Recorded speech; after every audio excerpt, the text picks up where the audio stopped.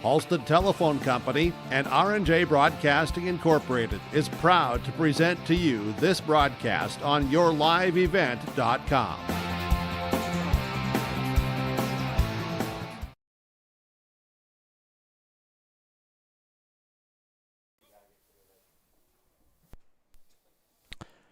Good evening, football fans, and welcome to another Friday evening of North Dakota Class 11A football.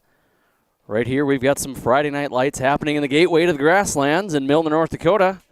You're tuned into your live event, and I'm your host, Bryce Hogness, live from the Stock Growers Bank broadcast booth overlooking Gaynor Field, bringing you all action here tonight as we get set to battle between two teams hungry for their first win of the season. Tonight, it's the Sargent County Bulldogs, the hometown squad, sitting at 0-7, taking on the Mayport CG Patriots, also 0-7 on the season.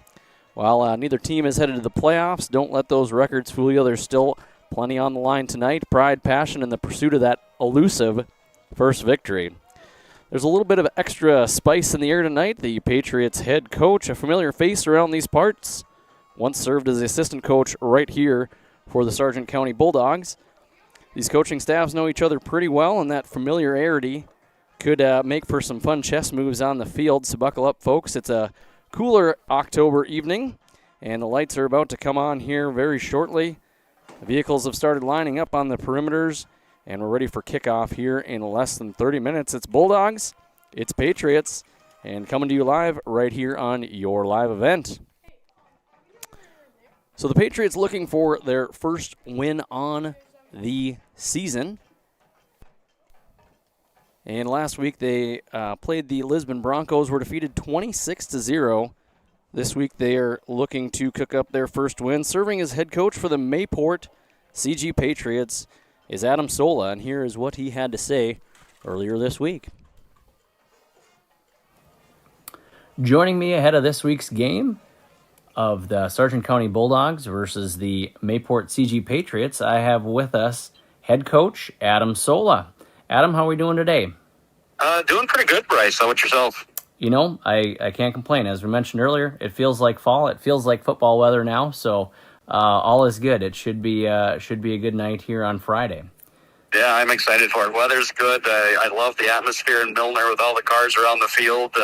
It finally feels like football weather. You bet. Now, you know, both teams coming into this week here, I guess 0-7. But you know, it's you're kind of on a little bit more of a level playing field. Both teams, I would say, on a lot of different regards. But you know, how does the Patriots team and how do you guys feel, I guess, heading into this week against the Bulldogs? You know, I'll be honest with you. I completely agree. You know, we're going to be very similar teams as far as how we look on the field. You know, I think we're both kind of young right now, and obviously our seasons haven't gone the way that we want, and a big part of that is for very similar reasons. You know, it can be turnovers. It can be a hard time running the ball. At times, it can be a hard time throwing the ball. But overall, I think the word for really both teams right now is inconsistencies. Mm-hmm. You know, as far as we go right now, we're inconsistent, but you know, we show some really good glimpses. You know, we've had a really good game against Oaks here a couple of weeks ago, which I kind of point to as being our best game of the year or complete game of the year. We ended up 2 points short of that, but it was good, solid effort on our kids. We're going to see a different team out of North Sargent. Sorry, that's terrible on my part, Bryce. That's all right. Mad at me. You're just throwing it back to the olden days. There. That's right. So Sargent County, you know, they're going to throw the ball around a lot more than I think we've seen all year. You know, Northern Cass threw the ball a little bit. Valley City threw the ball a little bit. But we struggle with those teams, you know, and just our coverage-wise. And we hopefully can mix coverages up on them, get the quarterback to move around a little bit in theory, and maybe get some pressure on him as well, but make him feel uncomfortable so he can't just sit there and kind of pick apart the secondary. Yeah. So what players from Mayport CG, for the folks that haven't seen any of your games on the Sargent County side, what are some of the players for the Patriots that we can see have some impacts on the game for the Patriots? And then as a coach looking at, you know, game film and probably knowing the Sargent County kids pretty decently, who on their side are you kind of keeping an eye on? Sure. So on our side, okay, it starts with the quarterback. Connor Docker is a junior this year. It's his first year at the varsity level playing quarterback for us. He played some corner on the defensive side last year, but it all goes through him, of course, as it does with every team. Mm-hmm. He's got real good foot mechanics. I think you guys will see and maybe enjoy watching.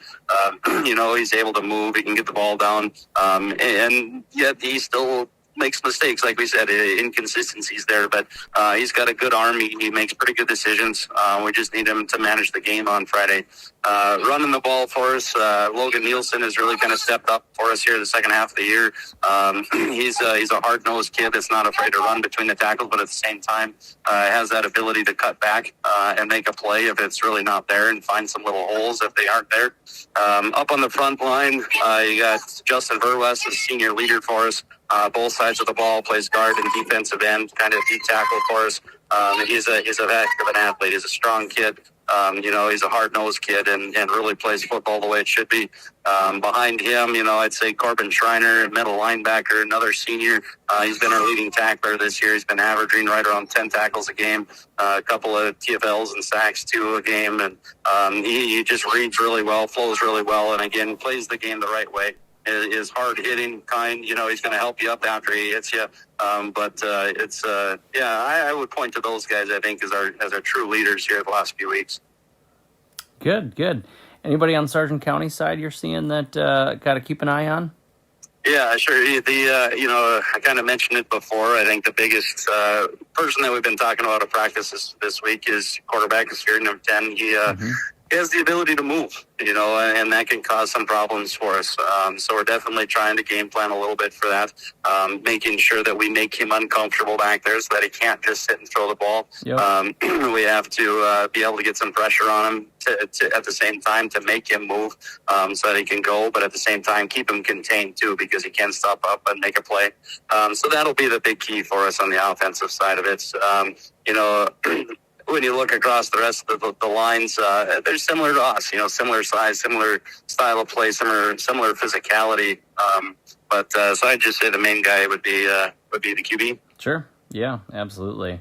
What are some things, going through the season here? You've kind of mentioned a little bit of inconsistency in some of the play, but what are some things that you've kind of seen that have developed a little bit throughout the season, especially on a young squad like this, that might not kind of show up on the scoreboard or in the form of a W? Sure. So I'm real excited about some of the really young players that we've got. Caden Crawford at center and D tackle for us has a heck of a work ethic.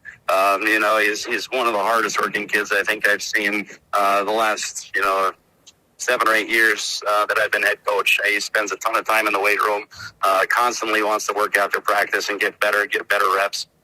He's a kid that if you're going to watch anything on our side of the ball, watch him.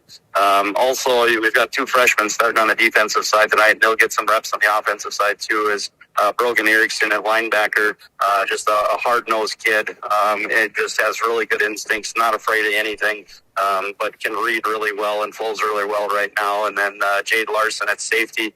He's already had a couple interceptions this year as well as a freshman. He's only started 3 games for us. So he's definitely settling in, and he reads super well and has pretty good instincts back there. And, all 3 of them are just really good athletes. So if you're watching anything tonight, I'd say watch those 3. They're definitely fun to watch and will be for the next few years. Awesome. Always good to see some of those young players develop. Well, good. One last thing, and we might have talked about it a little bit last year too, as last year I believe the game was over at North Sargent's field, but you got a little history here with Sargent County and with Coach Olson. What's it like coming back here again, and what are kind of the feels, and I suppose there's maybe a little pregame chatter between the 2 of you or the whole week, and heck, maybe even throughout the season. I'm sure you guys maybe keep in touch a little bit, but what's it like coming back down here to play the Bulldogs? Yeah, I have no problem saying that Coach Olson's one of my best friends, and we've kept in contact all through all these years, and this year it's been kind of text messages back and forth pretty much every week. I value him as a friend, as a colleague. I would even say as a mentor. When I was assistant coach under him, I learned an awful lot from him. So I give him a lot of credit too for the success that we've had as a program in the past.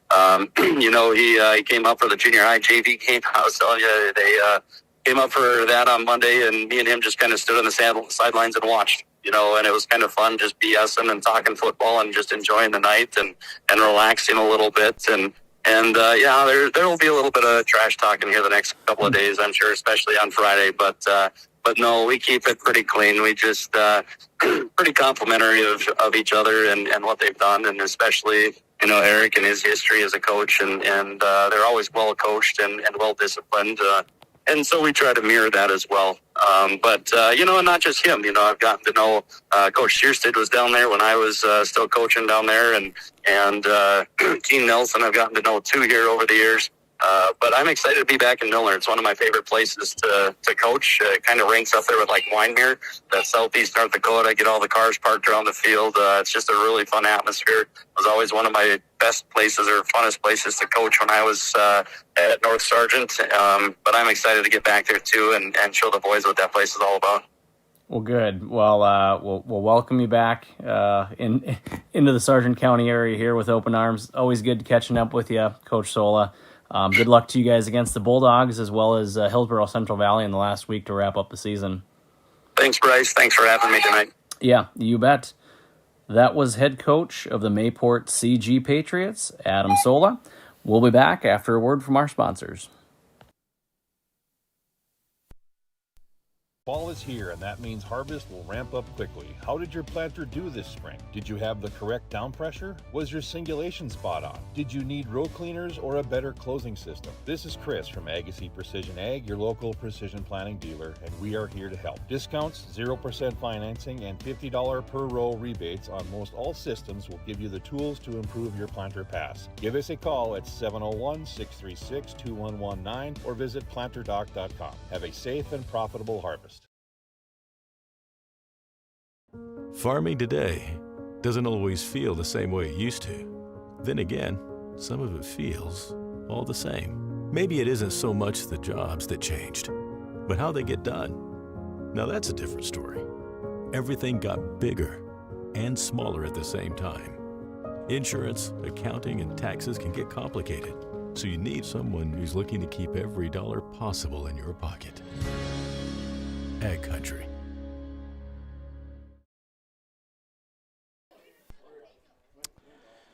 And welcome back here to the Stock Growers Bank broadcast booth for the pregame show on your live event. Once again, we are here in Milner, North Dakota on Gaynor Field, getting ready to kick off the final game of the season at Gaynor Field, where the Sargent County Bulldogs will host the Mayport CG Patriots. Last week, Sargent County traveled up to Hillsborough to take on the Hillsborough Central Valley and lost 30-0. This squad also looking for their first win of the season in the Bulldogs.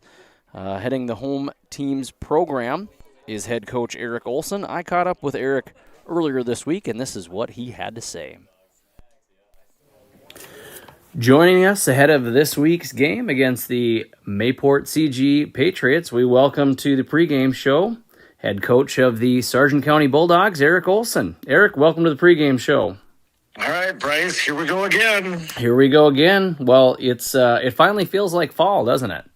You know what? I'm ready for this weather. It's we said last week was hotter than our first week of practice. So the 90-degree temps should not be happening in October. And yes, you're right. It feels like fall. It's a beautiful time of year right now. Yeah, you bet. Well, looking forward to Friday night's matchup here against the Patriots and Coach Sola. Both teams right now 0-7, but there's kind of some similarities between both squads. It seems like a pretty evenly matched type of game. What's kind of been the attitude both on the coach's side and on the kids' side this week so far in practice? There's some enthusiasm with the kids at practice here this week. We talked about that today. We commended them. It's been a year of learning and struggles, but I was happy with how their attitudes and how their effort has been here this week at practice. You can kind of tell that Yeah, they know that this is a team that will probably match up against the best out of everybody on our schedule. So yeah, they've been upbeat here this week, and hopefully that'll carry over to a good game on Friday night here. Yeah, absolutely. So kind of looking across the roster here on the Sargent County side, I mean, there's been a little bit of changes throughout the season here. You've been able to see some other kids with different looks and whatnot, kind of getting in there. Some of the younger players, and of course some of the older players too. I mean, who's kind of been in there and sort of stepped up for you guys, whether it be kind of on the field or in practice or in the huddle, just kind of showing some good leadership here for the Bulldogs as we get towards the end of the season. You know, and each kid has different leadership qualities. You know, some kids are quiet leaders, some kids are leaders by example. Some kids, you know, they turn it on come Friday night, and honestly, one kid, and he's a freshman, one kid that I've been impressed with is Eli Olson. He flies around and makes plays. You know, sometimes he gets himself out of position because he is so aggressive, but he makes up for it with his aggressiveness. And we're excited about what his future will hold for him, because he goes 100 miles an hour and he doesn't quit. And truly, it doesn't matter what the score is, because he's always busting his butt. So it's a kid that we've, you know, obviously I've seen him in elementary and junior high, but it's fun seeing him on the varsity field here this last few weeks when he's got more and more playing time, both on offense and defense. Yeah, absolutely.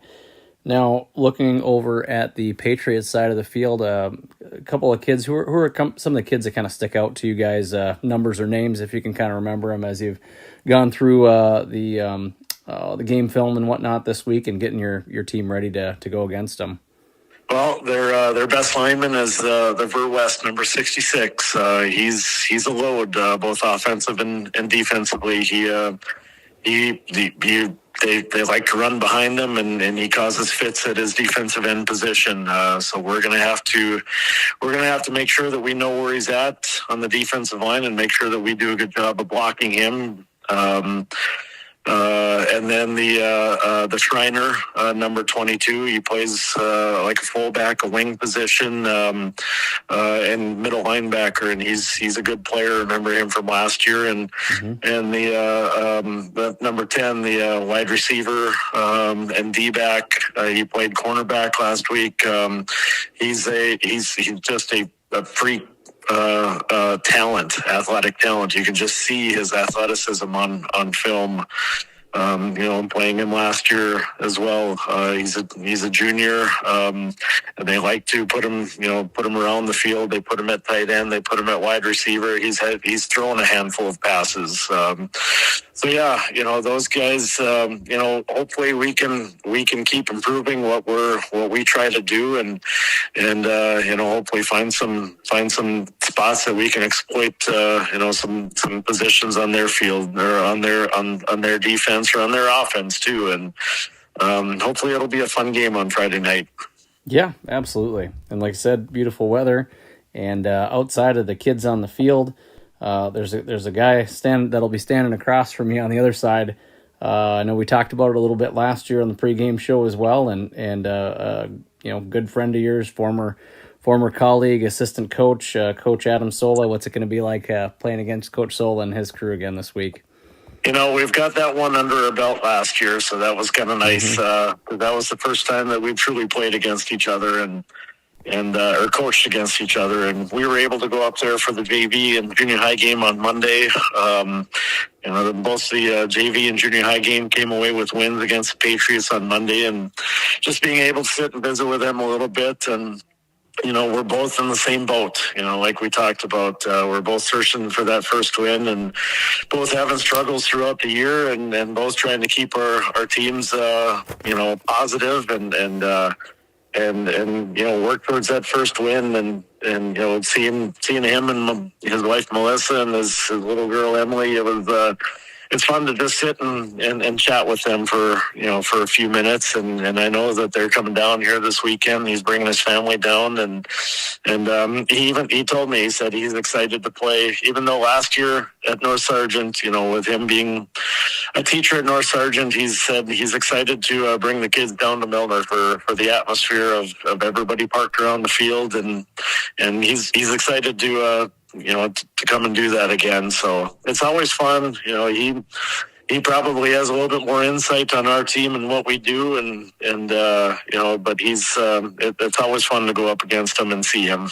Yeah, you bet. Well, I know you guys stay close kind of a little bit throughout the season and throughout the year, both personally and professionally. So one of you will have some bragging rights here at the end of Friday night, which is always fun too. So, well, good, Coach. Always great catching up with you, and good luck tonight against the Patriots, and good luck to next week against Lisbon. I'll have Coach Brent Dick on the call next week, and he'll be interviewing you. So this is it, I guess, for you and I this season. But it's always been a pleasure being able to talk to you throughout the week and see you at game day. So thanks for what you do for the program, and we're good luck finishing out the season. Well, and I got to say thank you, Bryce, for all the work that you do, and Mr. Furch when he's broadcasting in the in volleyball and basketball seasons. You guys give a bit of a personal insight to our teams, and it's very appreciative of the work that you guys do for your live event. So you're able to connect a lot of families that wouldn't typically be able to watch our games to be able to do that on Friday night and throughout the fall and winter. So thank you, Bryce. I appreciate you. You bet. Thank you, Coach. And yes, the good shout out there to Nick Furch, assistant coach for the Sargent County Bulldogs. He's the man behind the scenes getting all my technical stuff ready to go and getting the equipment ready for me. So big shout out to him and all the help that he's provided here throughout the season and previous seasons. But thanks, Coach. Appreciate it. That was head coach Eric Olson of the Sargent County Bulldogs ahead of this week's game against the Mayport CG Patriots. We'll be back with more pregame show on your live event after a word from our sponsors. Anderson Seed Farms Incorporated is proud to announce its new partnership with AP Select Seed by AgroPartners. AP Select offers the latest traits and genetics in both corn and soybeans. They're a family-owned company that believes in fair pricing along with unmatched customer support that makes them truly better by choice. Anderson Seed Farms is a certified seed conditioning plant that grows, conditions, and sells Westbred spring wheat seed, which was the top-growing spring wheat in North Dakota last year. Contact Anderson Seed Farms in Foreman at andersonseedfarms.com. Partnership is a way of life here in the Northland. It's about pitching in to help our neighbors, making lending decisions locally, honoring long-term commitments to farmers, Main Street businesses, teams, schools, and rural communities. We're more than just a bank. We're a community partner, working constantly and diligently to enrich the lives of everyone we serve. Bank North, always true. The Bison Booster Club, an organization that is rooted in their support of the activities within the Milner Public School District and the City of Milner. They pride themselves on their community involvement in local donations to area projects and sponsorships to help make their community a pleasant place to reside. If you have any questions or are interested in becoming a Booster Club member, you can check out the Bison Booster Club on Facebook or talk with any of the existing members. The Bison Booster Club, helping make their community a better place to live. The Milner Public School District has a long history of academic, artistic, and athletic achievement and is proud of the programs and education environment offered. A fully accredited educational system, Milner Public School District operates 2 separate school buildings, including Sundale Colony School. Over 85%, that's right, 85% of the graduates of Milner High School attend some form of post-secondary educational institution. You can find more information on the Milner Public School District online at milner.k12.nd.us. Looking to tackle a big building project or a major fall cleanup? Sywick Lumber and Hardware Hillsboro has what you need. 40 dumpster roll-off boxes that are on hand, ready for rent. Need building materials? They'll deliver everything you need for your project and bring the dumpster at the same time for maximum convenience. If it's time for fall cleaning, rent a large dumpster and clear out your space with ease. For rentals of your dumpsters and building needs, your one-stop shop for your projects, Sywick Lumber and Hardware, Hillsboro. Data shows that half of the pills seized off the street by law enforcement contain a lethal dose of fentanyl. You never know when you might find yourself in the middle of an emergency. Why not be the reason a life can be saved? Narcan provides a safe and easy way to reverse the effects of an opioid in just minutes. You can pick up your Narcan today for free at your local public health office. This message is brought to you by your local public health unit.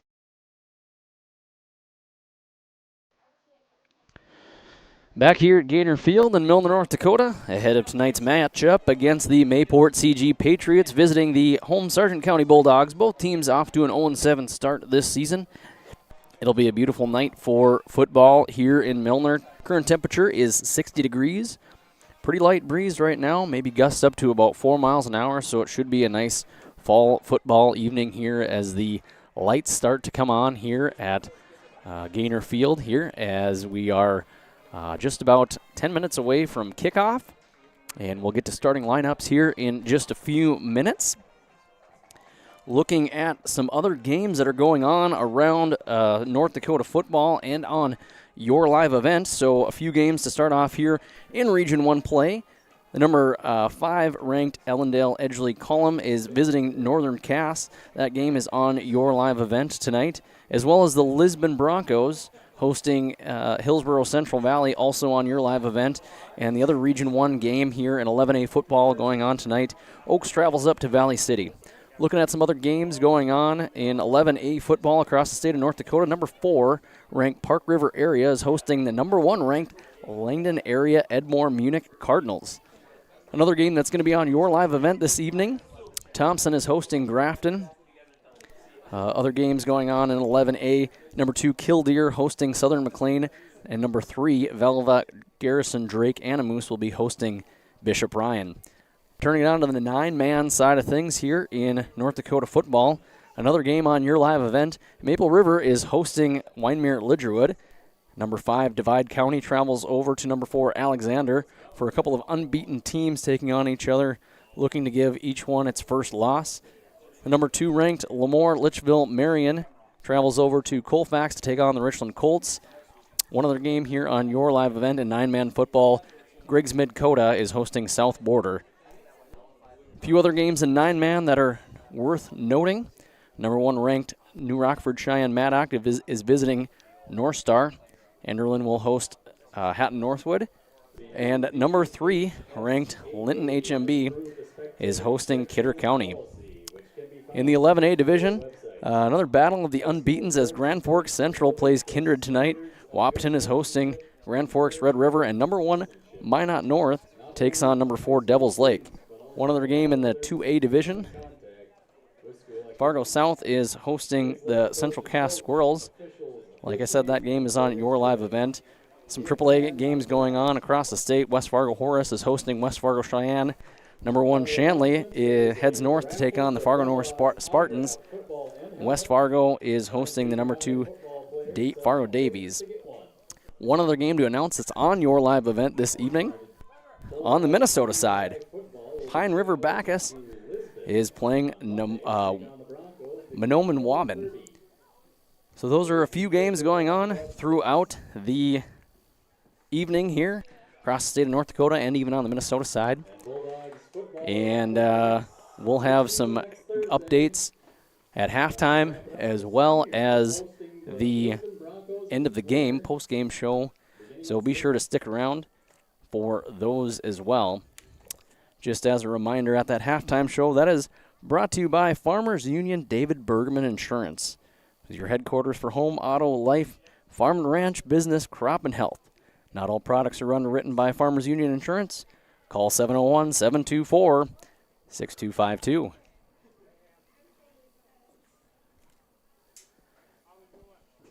We will take a quick break here, and we'll get ahead to Actually, you know what? We'll hang on the line here another minute. Looks like they'll maybe start to do some of the starting lineups for each team. So if you you probably couldn't quite hear, but Mayport CG did win the toss and deferred to Sargent County. So Sargent County will be taking the field first. So we'll look at the defensive side for Mayport CG and look at some of the players that they'll have here on the roster, and that'll be starting. We'll get the camera right on over to them. And I won't go in their order here, but we will, let's see here. I probably will. Here we go. Defensive end position number 58 is a junior, Sam Weaver. Coming up after him is a defensive tackle, sophomore wearing number 62, Caden Crawford. Defensive tackle number 66, a senior, Justin Verwest. At the other defensive line position, number 74 is going to be a junior, Spencer Jacobson. And onto the linebacking core, number 6 is going to be a junior, Logan Nielsen. Other linebacker, number 22, is a senior, Corbin Schreiner. Another linebacker is a freshman, wearing number 23, Brogan Erickson. And rounding out that linebacking crew, wearing number 52, the junior, Maddox Mock. At the cornerback positions, they'll have number 8, a senior, Braden Karen.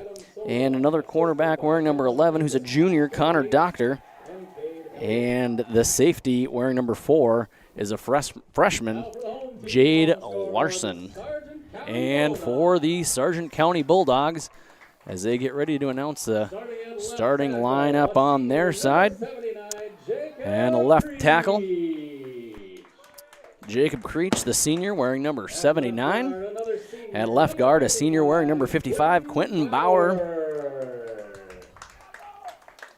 And a center wearing number 50, Connor Olson. You can probably hear us doubling up here on your end here, listening from wherever you may be. But the right guard, number 51, a sophomore, Cole Fury, coming on out. At the right tackle, a sophomore wearing number 73, Luke Mund. The tight end is wearing number 24, Harry Neustel. And a couple of wide receivers up next here. A senior wearing number 12, Zabin Olafson. The other junior wearing number 2 coming out here will be Tristan Peterson. At the fullback position, wearing number 26, a sophomore, Anthony Ferder. And a running back as freshman, number 9, Eli Olson. And rounding off the pack here on the offensive side of the board for the Sargent County Bulldogs is a senior wearing number 10, Jace Fury. And getting through the coaches as Mr. Pearson here on the other end is also announcing. Head coach for the Sargent County Bulldogs is Eric Olson. Assistant coaches Randy Searstead, Keen Nelson, Nick Furch, Tanner Zedeca, and Caleb Adams. And on the Mayport CG side, our head coach you heard from earlier, Coach Adam Sola, along with assistants Kellen Engett, Ben Gates, and Cade Elliott. So we will take a quick break here, and we'll be back for kickoff. It's Bulldogs at Patriots. We'll be back in just a minute after a word from our sponsors. Growers, prepare your fields and yields against the wet conditions for 2025 and beyond with a drain tile project from Chad's Excavating out of Mayville. Drain tiling will improve and increase your yields and land values for years to come. Chad's Excavating provides free, detailed estimates, and with over 40 years of combined success, they provide professional installation and service. Call Chad today to prepare for your future and any questions that you might have. That's Chad's Excavating out of Mayville, helping farmers grow. In Hope, North Dakota, we aren't just a town, we're a community, one that you can be proud of, where you and your family can grow. With available jobs, affordable housing, a golf course and pool, the Sportsman Club, and great educational opportunities. There hasn't been a better time to join the Hope community, ideally located between Fargo, Grand Forks, and Jamestown. For more information, go to www.hopend.com. Live, work, and play in Hope, North Dakota. Sharing our heritage, sharing our future. Choosing the right bank for your financial needs can be challenging with the many choices available. Dakota Heritage Bank is pleased you're interested in knowing more about what they can do for you. The Dakota Heritage Bank community bank setting is a strong advantage they have over larger, less personal banks. Customers are more than account numbers, they are friends and neighbors. Working together, Dakota Heritage Bank, member FDIC, equal housing lender. Don't be fooled by that beat-up old cap. Its faded crown represents the tireless work of America's farmers and ranchers. Its sturdy brim, their dedication to providing our nation with a safe, affordable food source. So we'd like to tip our hat to them. Farmers Union Insurance, protecting those that protect America's food source. Visit with Ryan Opdahl, your local Farmers Union insurance agent in Hillsboro. All right, back here at Gaynor Field. We're just moments away from kickoff here as the visiting 0-7 Mayport CG Patriots are taking on the home team, which is the 0-7 Sargent County Bulldogs. Both teams looking for their first win of the season. As mentioned earlier, the head coaches are very familiar with each other, and which should make for a little bit interesting game of chess between the two of them, I imagine. And it's senior parents night here for the Sargent County Bulldogs as well. And down comes the kick and fielded at about the 25-yard line. That's number one, Ryan Ing. He has been explosive this season on the kick return and special teams, and he's got a block, and he's got no one else to beat. And Ryan Ing, the senior, wearing number 1, takes it all the way to the house for 75 yards, and the Sargent County Bulldogs have gotten a 6-0 lead here with just 12 seconds off the clock in Milner.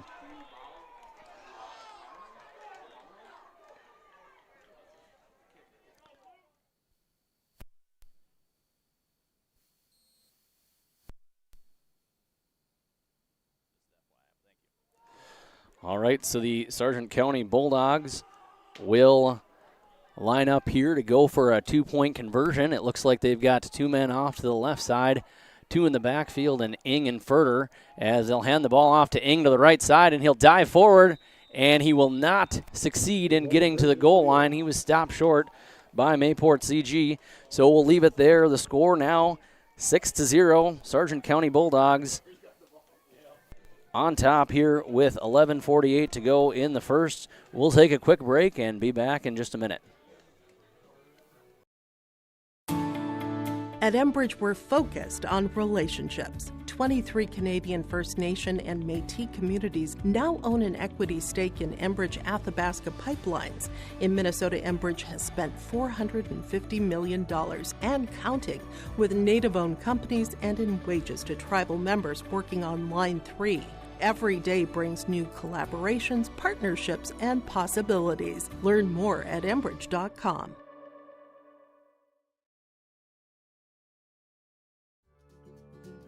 Visit the new Cywick Lumber and Hardware in Hillsboro. They have everything you need. Explore our large selection of quality hardware and building materials, perfect for every project. Inside, you'll find Valspar paint to brighten your home, top-of-the-line Milwaukee and DeWalt tools for every job, plus all the essentials for a successful harvest. Flashlights, glass cleaner, paper towels, scrapers, grain shovels, and more. Make your next stop Cywick Lumber and Hardware in Hillsboro. Back here at Gaynor Field after a quick score from Sargent County's Ryan Ing on a 75-yard kick return as Peterson kicks the ball off, and it'll be fielded right about the 25-yard line, and the official will call him down there. Didn't quite see exactly what happened there, but Braden Karen, the senior, wearing number 8, and it looks like they'll it was back a little further than I thought. Looks like they'll field it right at the 20-yard line, and that is where the Mayport CG Patriots will begin their first drive of the day.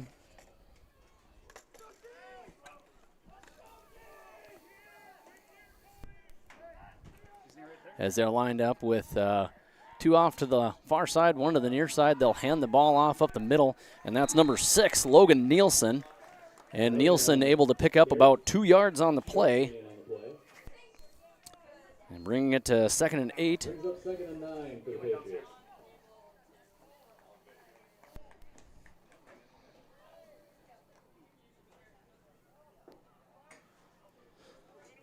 And the Patriots again spreading things out a little bit here. 2 wide receivers off to the far side, 1 to the near, and 1 in the backfield. And they'll pitch it to the man in the backfield. That's wearing number 6, Nielsen. And the Bulldogs are right there, and they're going to lose a handful of yards on that play.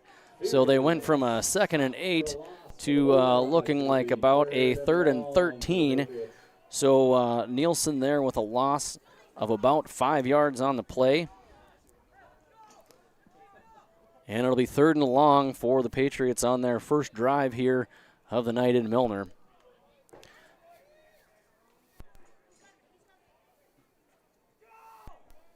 Two off to the far side, a slot onto the, too far to the, and quarterback's going to keep it up the middle, and there's a flag on the play. Penalty flags on the field. Tackled on the play by Newstel. And we'll see what the call is.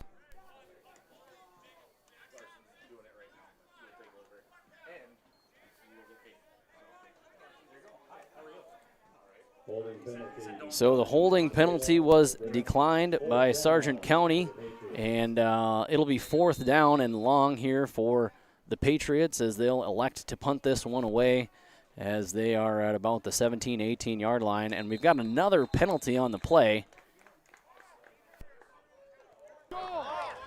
Dead ball, false start on the offense. 5 yards. So still 5 4th more down. yards for the Patriots. And setting them back even further as they line up to punt. Their punter is their quarterback as well, Connor Doctor, and he'll let the ball sail a little short, fielded at about the 40 by Ing.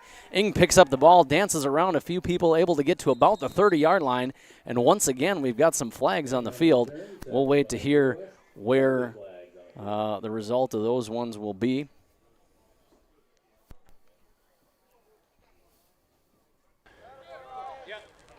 Blocking the back on the return team. 10 yards from the spot. 1st down. All right, so Sargent County will go back 10 yards on that one. And instead of from the spot of the foul, so instead of being at about the 30-yard line, they're going to be at about the 45.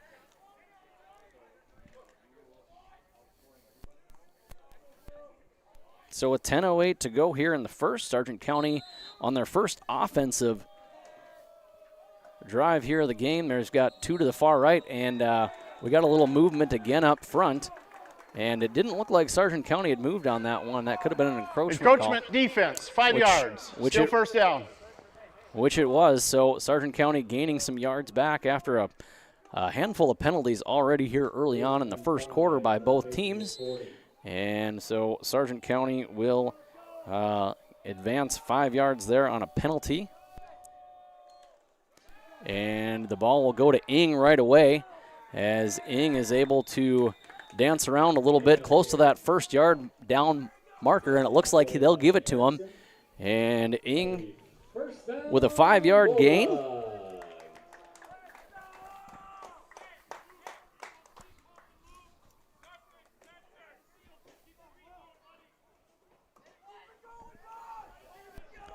Bulldogs line up in an I formation, 1 receiver to the right, 1 to the left, as the ball is handed off to Ferder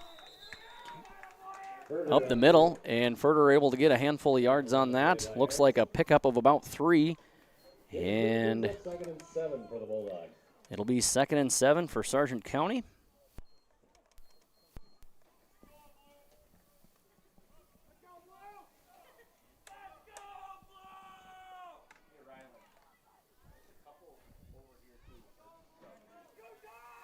Once again, Bulldogs here lined up in the I. That's Tristan Peterson to the near side. And on the far side is Zabin Olafson, the senior. They'll pitch it off to the right to Ing, and Ing is met in the backfield by Justin Verwest, a man talked about by both coaches as a good player on both the offensive and defensive lines. And a flag on the play. We'll see what the call is.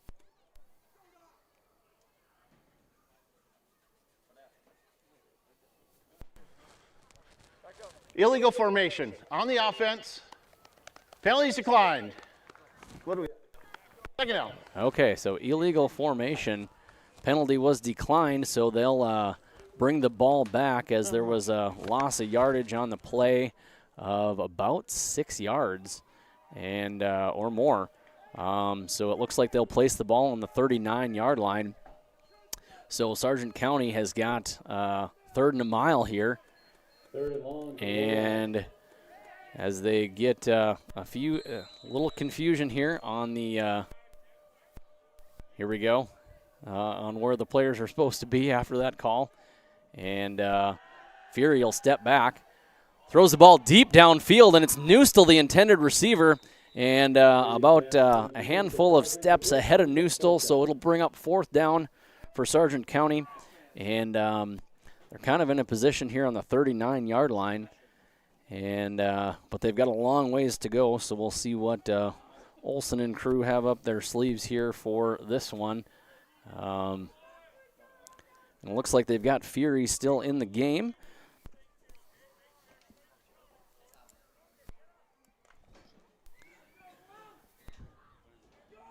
And so Sargent County will go for it here as they've got twins off to the left, twins off to the right. In the backfield is Ing with Fury. As he snaps the ball, drops back, looking downfield, he's got Ing. Ing moves, takes a few moves, jumps over a defender, gets past the 1st down yardage, and that'll be a 1st down, Sargent County. And so Ing will catch that ball originally at the 39-yard line. That'll be, they'll place it right at about the 21.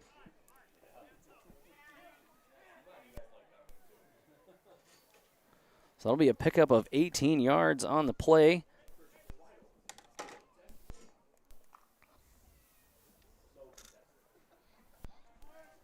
And a 1st down for Sargent County on a 4th down and long as they'll line up I formation, one to the left, one to the right. They'll hand the ball off to Furter up the middle, and he's met right away by Verwest and a few other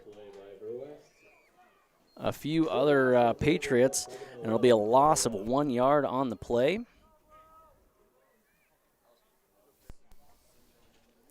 Bringing up 2nd and 11, the ball out right around the 22-yard line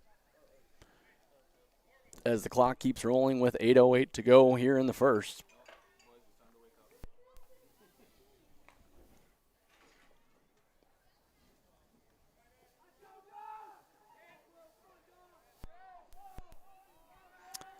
And once again, that I formation as they'll pitch the ball off to the far side to Ing. And Ing is met by a few Patriots. The first one there looked like it was number 52, Maddox Mock, on the tackle. And it'll be about a loss of a yard on the play there for Ing. And it'll be 3rd and 12 to go for Sargent County.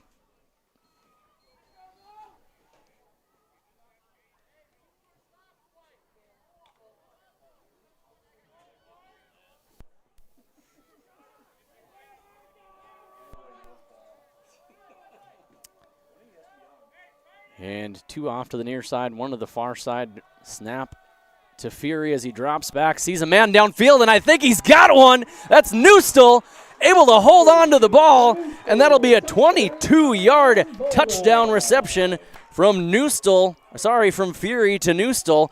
And the Bulldogs put 6 more on the board here with 6:59 to go in the first quarter.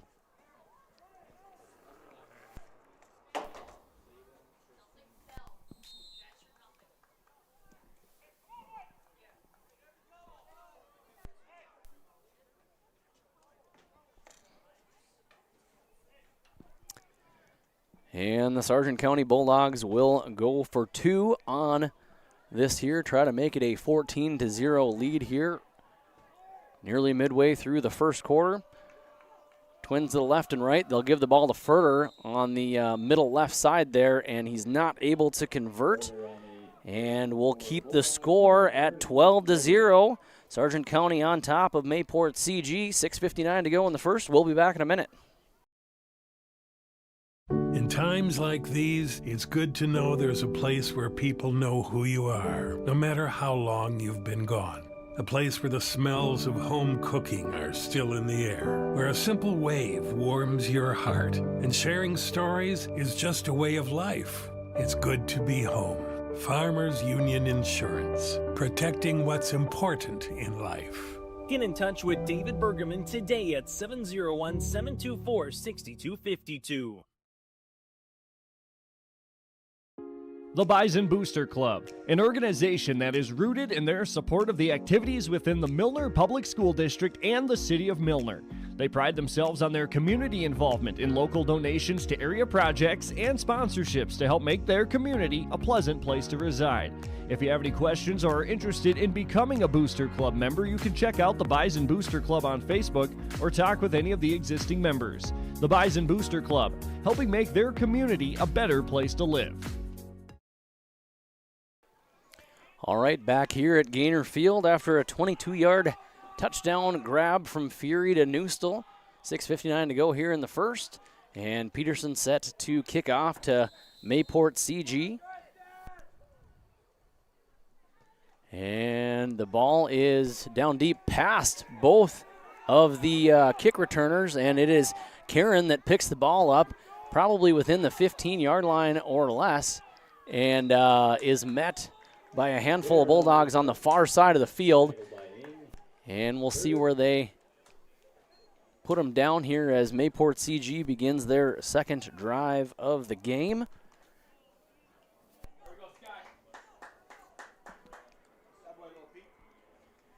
(16-yard line?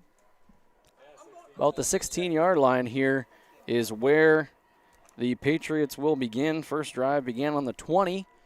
And so haven't started with great field position yet here so far for Mayport CG as they line up with two receivers off to the far side, one to the near side, and one in the backfield. And we've got a man in motion to the far side as the quarterback takes the ball, hands it off up the left side to Logan Nielsen. And Logan Nielsen is not able to get anywhere as the Bulldogs will force a loss of yardage on the play, and they'll lose about 3 yards on the play. And the ball will be down right around the 13-yard line. 2nd and 13 here for the Patriots.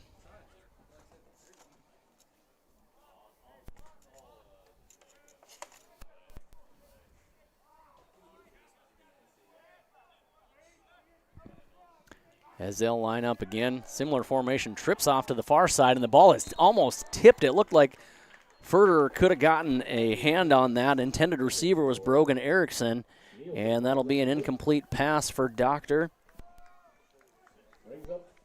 And so they've got a 3rd and long situation here to go with 6:06 to go in the first quarter.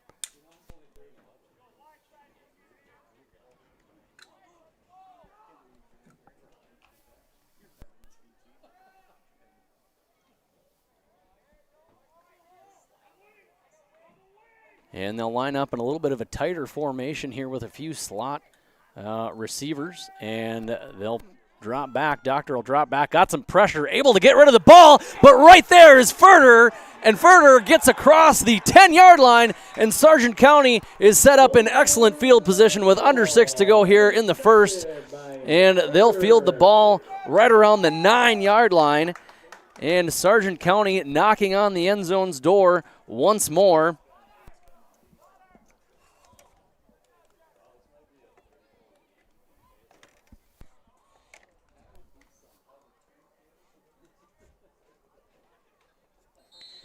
So they'll have the ball at the 9-yard line, 1st and goal for Sargent County as they'll line up with two receivers on the far side. And they'll hand the ball off to Ing to the right up the middle, and he'll take it down close to the goal line. He'll be down right around the 1 or 2, I believe. Ing on the carry. Yeah, maybe it'll be a little bit farther out there. He's probably at about the 3-yard line. From my vantage point here, so a pickup of 6 yards here, and Second and goal for Sargent County at the 3-yard line. Sargent County will line up in what appears to be an I formation with Olafson off to the one side and Peterson on the near side. And the ball will go up the middle, and he will score. The Bulldogs will get it into the end zone. That was a quarterback keeper by Fury. And just like that, it is 18-0 for Sargent County on top of Mayport CG with 5:13 to go here in the first quarter.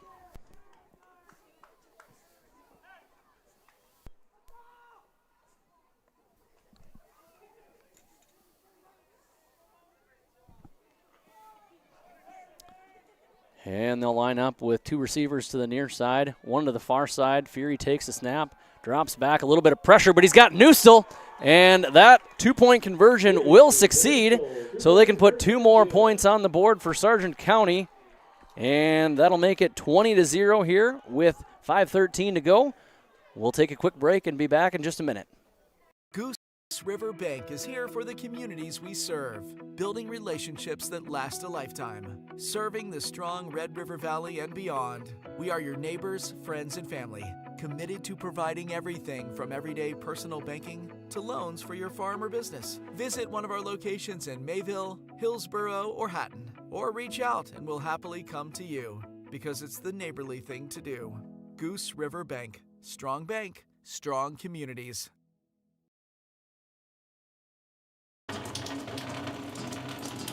Oh, jeez. That's a lot of water. No! Jeez Louise!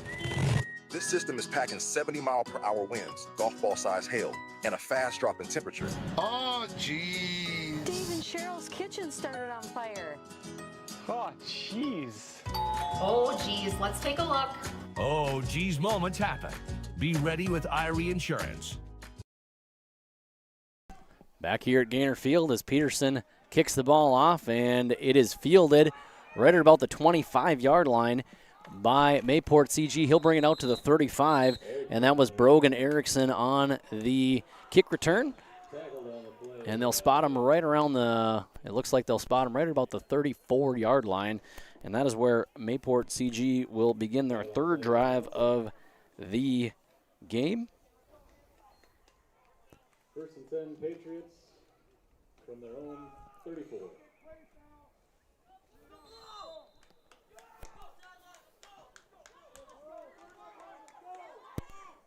Patriots having a little bit of a hard time getting their offensive squad going. Bulldogs defense is looking pretty sharper than they have all season.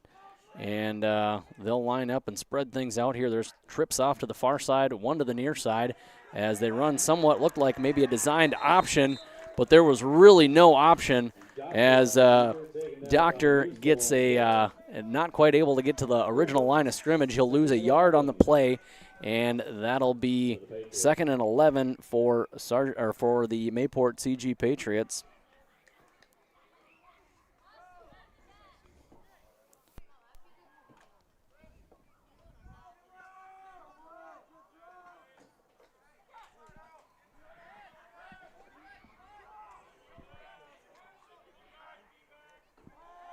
And Doctor will be forced to kind of scramble to the far side before he's met by a few Bulldogs, able to gain a few yards on the play. Herder on the tackle. And he'll pick up about 4 yards on the play. Brings up 3rd and 8. And it'll be 3rd and 7 here for the Patriots.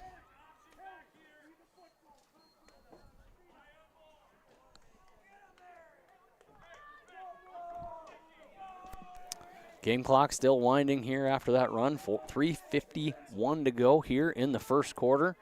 They've got trips off to the far side, 1 receiver to this side, and they'll throw the ball to the near side here and can't quite come down with it. That was Braden Karen, the intended receiver, and could have been a little dangerous there off the tip, but ended up hitting the ground, and it'll bring up 4th down and about 7 or 8 yards for Mayport CG. And the Bulldogs showing that they're getting their punt return team ready to go here as Back deep for Sargent County is Hans Hansen, number 16, as the ball is tipped on the punt, and he'll field it right at about the 44-yard line and able to get past midfield and pushed out of bounds, but not before he gets past the 40 on the Mayport CG side of the field. And they will mark him out and place the ball right at the 38-yard line. So once again, Sargent County, excellent field position here on their third possession of the game. Third possession not even counting the opening kick return by the senior wearing number 1, Ryan Ing. And the Bulldogs line up in an I. Looked like they needed a tight end in there as well, as Logan Bope checks in. And they've got one receiver to the far side. And they'll pitch the ball off to Ing in the backside, but it'll be a pass back to Fury on the near side, and Fury is gone. He is in the end zone for 6 yards, for 6 points. And the Bulldogs, once again, 26 on the board here in the first quarter. And a beautiful pass there. Design back over to the quarterback. And the Bulldogs sideline is pretty happy at this moment here. A lot more action than we've seen all season long here for Sargent County. And the sidelines are having fun. The guys out on the field are having fun here for Sargent County. And able to put some points on the board here. Most points we've seen all season for this squad, as we've got a penalty, a pre-snap penalty. Delay game on the offense. And 5 a yards, delay a game replay for try. Sargent County. Maybe a little excessive celebration there and excitement after that touchdown pass from Ing to Fury.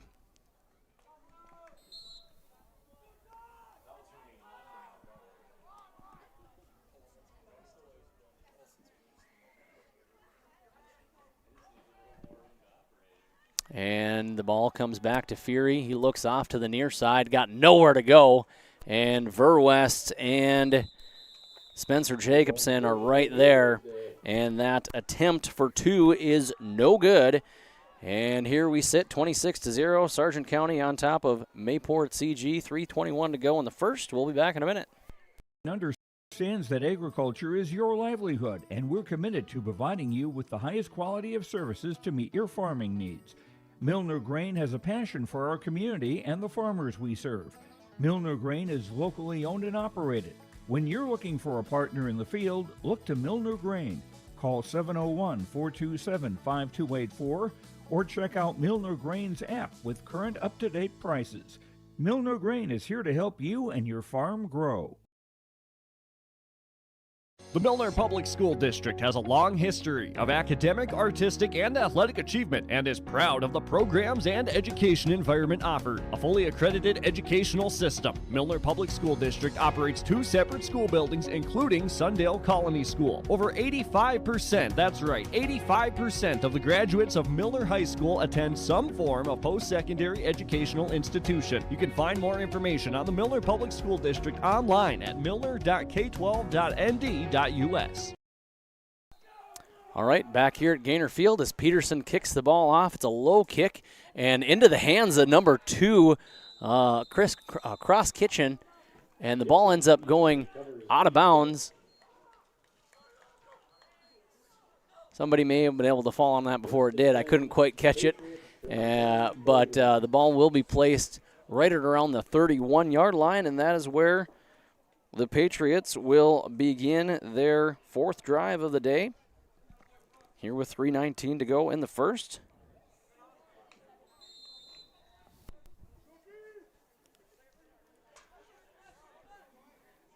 As the Patriots have got 2 receivers off to the near side, lined up in an I formation. In the backfield there is Erickson. And he is met right away.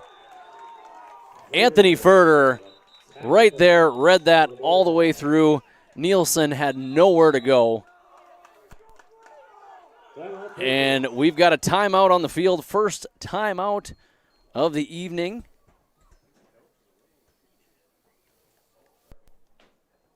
And our timeouts up here are brought to you by Bank North. Bank North has been a trusted financial partner for generations, helping customers and communities build, grow, and prosper. To see what values-based banking can do for you, visit banknorth.bank today. Bank North, member FDIC, and equal housing lender. So a quick timeout here called by Sola and the Patriots as they try to get something going here for their team. Not able to cross that 50-yard line point here yet today. And they haven't had great field position to start their drives. They've started on the 20, the 16, the 34, and this drive they started on the 31. And they're backed up here another 3 or 4 yards after a loss on that play. And I formation, they'll hand the ball off. That's number 22 right up the middle. And able to pick up a few more yards on that one is Corbin Schreiner.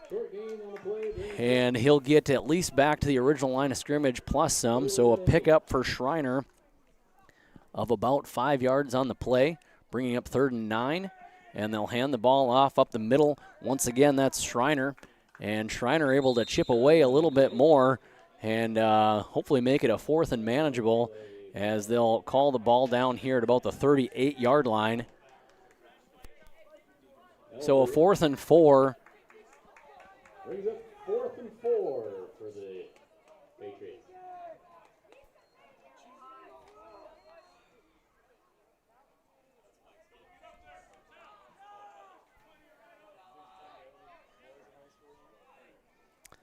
And the Patriots will line up in an I, and they'll hand the ball up the middle. And that's Logan Nielsen, and Nielsen is able to get past that first down marker. And here we go. We've got a first down for the Patriots as they hurry up their offense here. Try to throw Sargent County off while they're not prepared. 42-yard line is where they'll begin, and they'll hand the ball up. Again, that's number 6, Logan Nielsen. And Nielsen able to chip away and get a handful more yards on there. We'll call it 4 yards for Nielsen.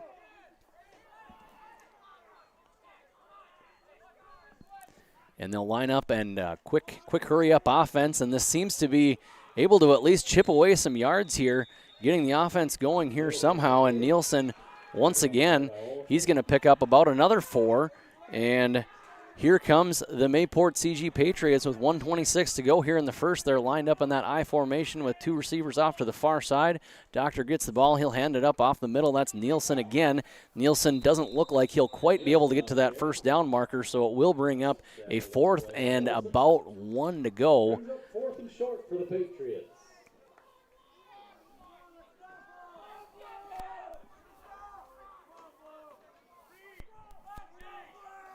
So 4th and 1. Mayport CG able to get across that 50-yard line. It's been a barrier so far. As mentioned earlier, they've had the ball kind of down deep. Sargent County has really shut down any sort of offense they've had. The best success they've had here just in this last minute of doing a hurry-up offense. They got 3 in the backfield right behind Doctor, and it looks like they'll hand the ball off to Nielsen onto the far side. And judging by the cheers, it looks like he was stopped pretty far back there. I couldn't quite tell if maybe the ball had gotten loose. Either way, it doesn't matter, but it looks like he was able to hold on to the ball. Loss of a couple yards on the play. The Bulldogs will begin their next possession here with inside of the 50-yard line. They'll mark it at the 49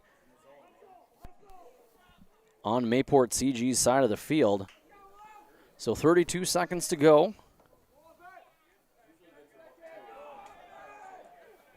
And Bulldogs have got 1 in the backfield. That's Ing. They'll send a man in motion off to the far side. Fury will throw the ball over to Peterson right through his hands and couldn't quite hold on to that one, bringing up 2nd and 10 for Sargent County. Brings up 2nd and 10.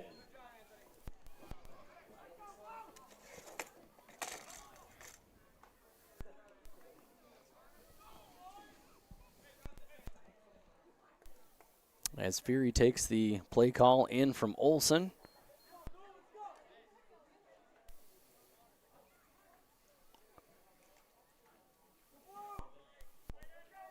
And the Bulldogs will break the huddle. Looks like they'll have 2 off to the far side, 1 to the near side. In the backfield with Fury is Ing. As Fury drops back, got a little bit of pressure, gets the ball off downfield, and it's over the head of the intended receiver. That was Neustel. And on the coverage there was the quarterback on the other side of the field, Connor Doctor. An incomplete pass once again here. And it will bring up, a 3rd and 10 for Sargent County. 21 seconds to go here in the first.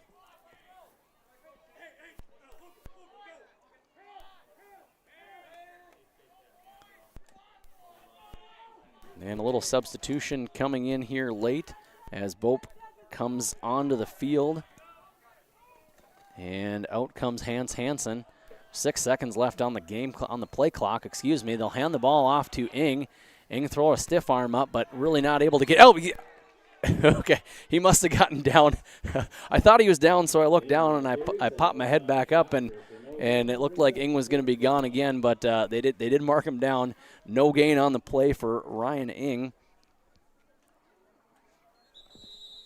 And that'll be the end of the first quarter. End of the first quarter, the visiting Mayport CG Patriots 0. The home Sargent County Bulldogs here at Gainer Field 26. We'll be back with second quarter action here in just a minute. Visit with Rocky Nedham at Nedham Seeds Caledonia for LCS wheat seed varieties, Trigger Cannon, and 2 new varieties named Buster and Dual. Call Rocky Nedham, Nedham Seeds Caledonia. They also have proven wheat seed SY Velda from AgriPro. Your local Pioneer dealer, Rocky Nedham, Nedham Seeds Caledonia, with corn, soybean, sunflower, and alfalfa seed for your farm and Seedex sugar beet seeds. Call Rocky 701-430-1149, Nedham Seeds Caledonia. Buying and selling heavy equipment at purplewave.com saves time and money. We handle all of the details, including pictures, videos, marketing, titles, and payments. It was almost immediately over the top with the customer service. I've just never ever experienced that before with any other auction service. They're constantly working for me as the seller, and I really like that. Purple Wave Auction is straight, simple, sold. All right, back here, Stock Growers Bank booth, and it's 4th down and 10, and Sargent County will punt this ball away. It's a real deep punt, and it does manage to get into the end zone.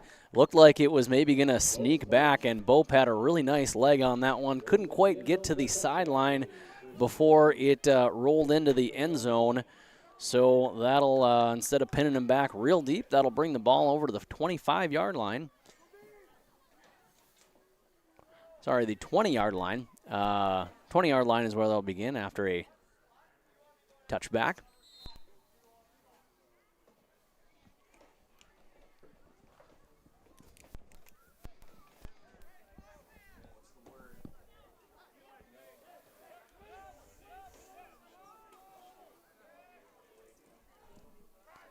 And they'll spread things out a little bit here. A couple receivers to the near side, one to the far side, but they'll hand the ball up the middle. And once again, that is Nielsen. Nielsen able to pick up a yard on the play, bringing up 2nd and 9.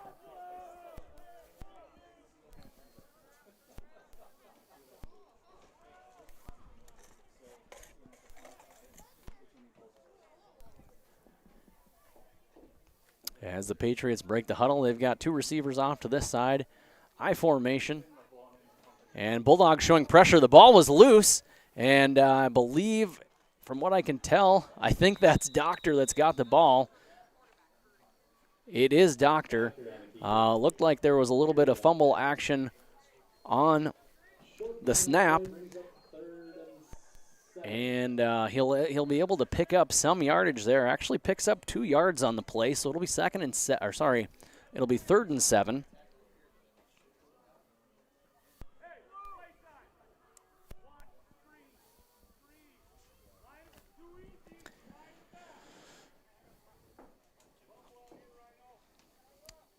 Once again, a couple of receivers off to the near side. Patriots in an I formation.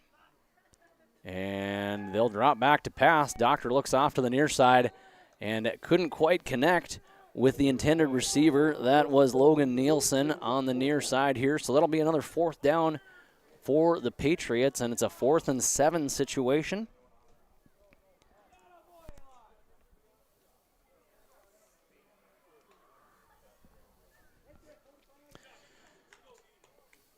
And the Patriots will boot this one away. Doctor is the punter, but we've got another penalty.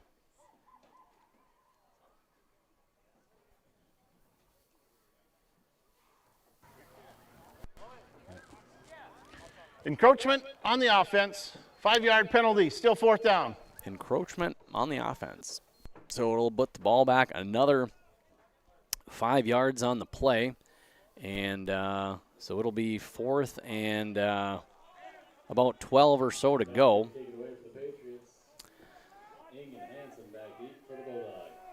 So Doctor set to punt this one away. And fielded by Ing right at about the 49, 50-yard line, and able to dance around a few folks, but he's met and got the shoulder there from number 58 for the Patriots, Sam Weaver, and just dropped Ing there, but not after getting past the 50-yard line. And Bulldogs, once again, great field position as they start the ball off here at the 44-yard line on the Patriots side of the field with 10:19 to go in the second quarter. And this is the Bulldogs' 5th drive of the game, not including that kick return on the initial opening play.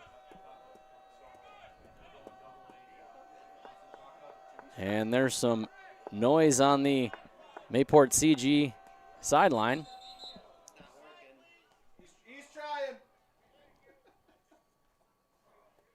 And a little clockwork action here as that gets going. So the Bulldogs will hand it off here. That's Ing up the middle, and Ing is able to get a little bit past the original line of scrimmage. He'll shake a yard there on the play, bringing up 2nd and 9.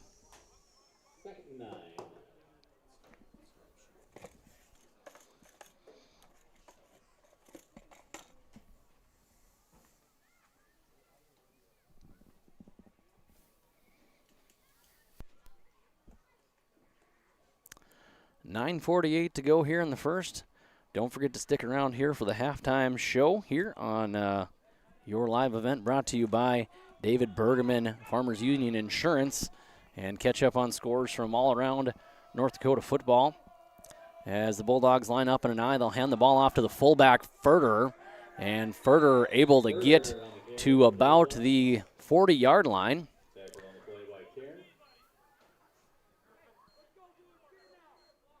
And he'll pick up about 3 on the play, bringing up 3rd and 6.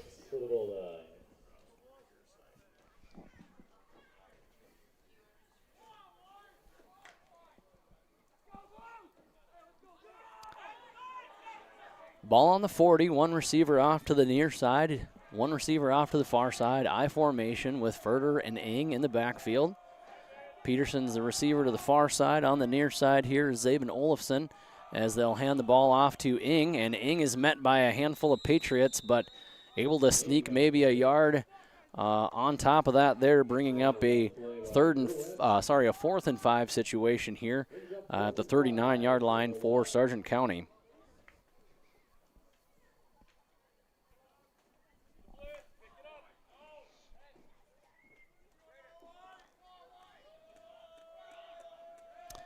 Same formation as last. And hard count by Fury, almost loses the ball, drops back to pass, rolls off to the near side, able to get rid of the ball. He does somehow find Ferder there as he was kind of being tackled, but we do have a flag on the play. Avoids the sack. But we'll see what the call is here. holding on the offense, and I imagine that Coach Sola on a 4th down there may want to decline that one.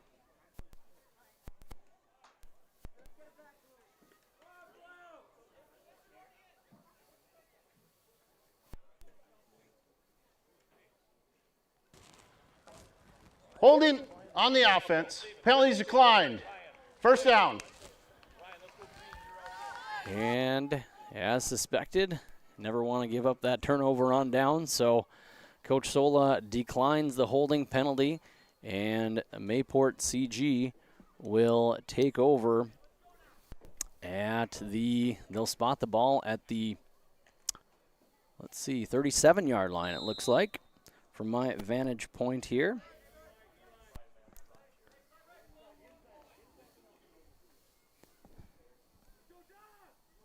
And lined up in an eye, 2 receivers off to the near side.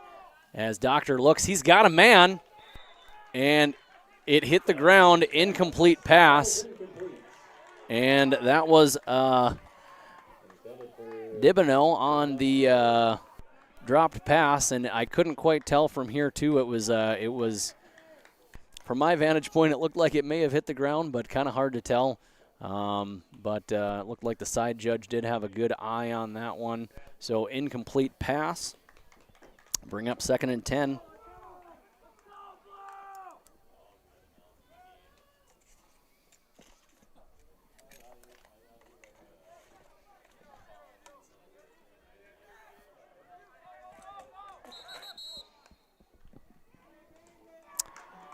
And the Patriots not able to get break out of the huddle soon enough, and they'll have a delay of game penalty and push them back another 5 yards. Delay game, offense, 5 yards, still 2nd down. So 2nd and 15. And that'll back up the Patriots 5 yards. Put them at about the 32-yard line.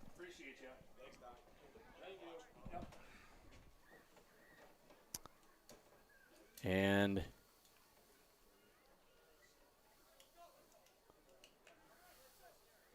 so they've reset the play clock here. And here we go. I formation, 2 off to the far side as Doctor steps back, and he's got Nielsen on the far side. Nielsen able to find a little room and able to at least get back to the past the original line of scrimmage. And plus a little bit there. So they'll give about 8 yards on the play. About 9 yards on the play on the pass over there to Nielsen.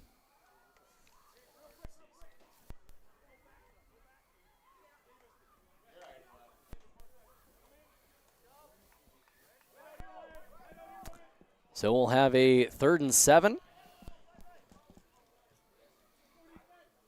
2 receivers off to the far side as Doctor looks this way, then throws the other, and it looks like he came down with it, but we do have a flag on the other side of the field, and that was enough for a 1st down. Doctor's pass complete. Penalty flags on the field. And the red numbers are a little hard to see from the far side. I believe that was number 5, Lucas Rayner, reining in that one. But also a penalty, that flag that was thrown looks like it was maybe picked up. There was a flag on the far side, but it looks like that was put back in the pocket. We don't have a call from anybody on anything yet. And here we go. Holding on the defense, 10-yard penalty. 1st down. Okay. So they'll the holding on that one will just trying to see what the strategy here on that one, because he did get a 1st down. It wasn't a full 10 yards, though, so they'll give him the benefit of the doubt there. Either which way, Patriots got the ball on the 50-yard line. They'll fake a pitch off to this side, but they'll keep it up the middle. And that was number 22, Corbin Schreiner on the pickup of 3 on that one. Bringing up 2nd and 7. And the ball is loose. And it looks like the Patriots did pick that one back up. Be no gain on the play. And I believe that was Schreiner on the pickup. And they'll give him he'll pick up maybe a yard on that one, so it'll be 3rd and 6. 6:23 to go here in the first half.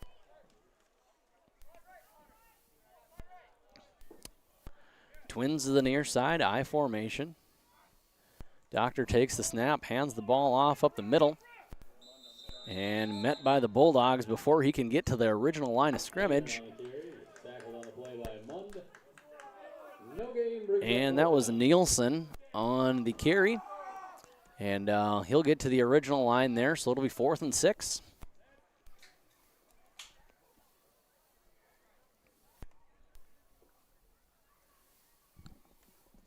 Ball placed at the 46-yard line into Bulldog territory.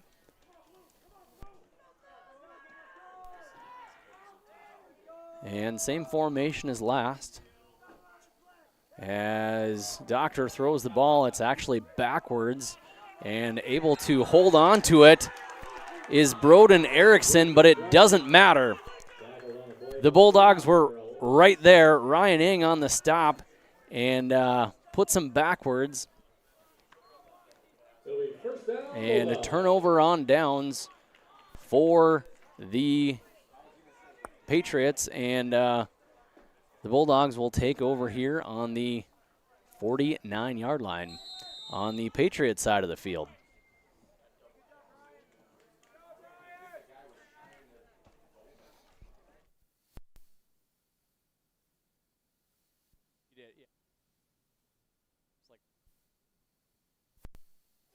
So the Bulldogs will line up.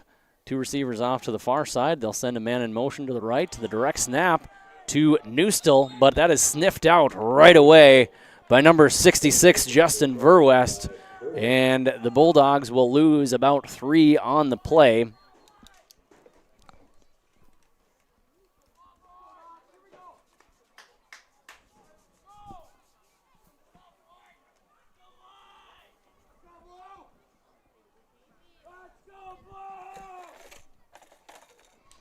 So 2nd and 13 for Sargent County. Ball at about the 48-yard line on the Sargent County side of the field. As there's Twins off to the far side, Twins to the near side. Furter in the backfield. They'll hand the ball off to Furter. Furter's got some room up the middle, and he's got a few men beat, shaking and baking, and there he goes down the field, making more men miss before he is finally taken down inside the 10-yard line. And Furter used some explosiveness as well as a few moves to get around a handful of the Patriots there and had a little patience with them as well. And they'll place the ball inside the 10-yard line or right around there as the clock continues to roll. Big gain on the play. And 4:15 to go, and the Bulldogs once again are knocking on the door of another touchdown before the end of the first half. And the Bulldogs lined up, split off, 2 receivers off to the right, 2 backs in the backfield. They'll hand the ball off to Ing up the middle. And Ing able to pick up a little bit of yardage there.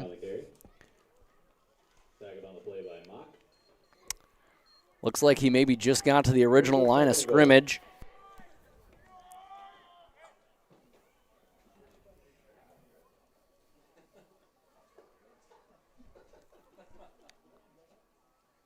So a big pickup of about 40 yards for the sophomore fullback, 26, Anthony Furter, and putting the Bulldogs right there in the red zone again as the ball goes to Ing on the far side, able to dance around a few guys, keeps on his feet, and he's into the end zone for another Sargent County Bulldog touchdown.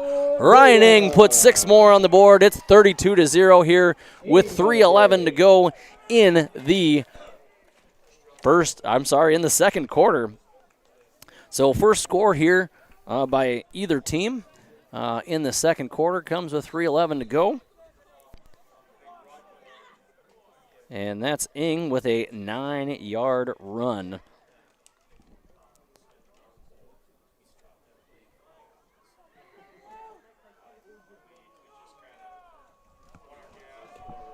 And Sargent County lined up, one receiver to the near, one to the far. In the backfield is Ing, and the ball goes off to the far side through the hands of Tristan Peterson, and was a little over his shoulder there, so we'll keep the score parked. 2-point conversion, Furies, the pass intended for Peterson falls incomplete. No good.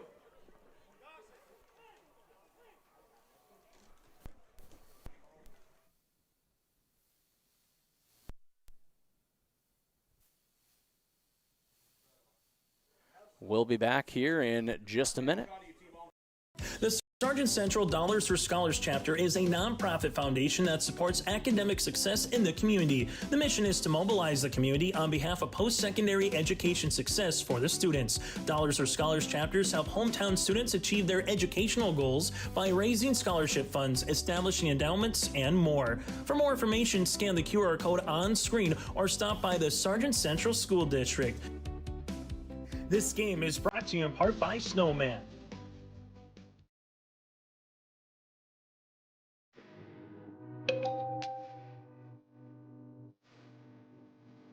Teens are faced with tough decisions all the time, and parents aren't always there when it happens.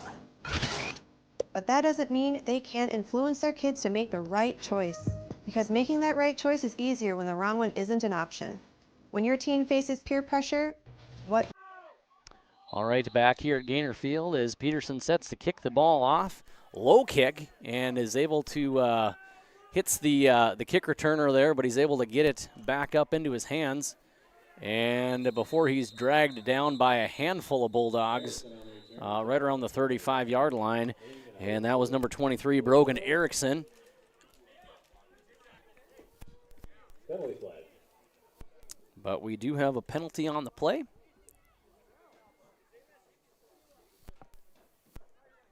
And they'll place the ball at the 38-yard line for now.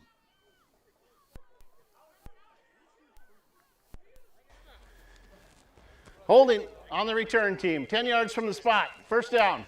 So instead of the ball being at the 38-yard line, they'll back it up to the 28-yard line. After the holding call. First and 10 Patriots from their own 28-yard line.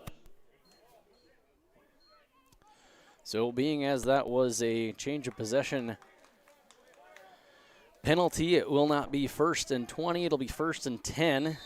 And on that kick return hold, so the Patriots will start the ball off at the 28, and they'll throw the ball off, nearly intercepted. Right there for Sargent County was Zabin Olafson, and couldn't quite hold on to the ball. And so that'll be a pass incomplete, fortunately for the Patriots.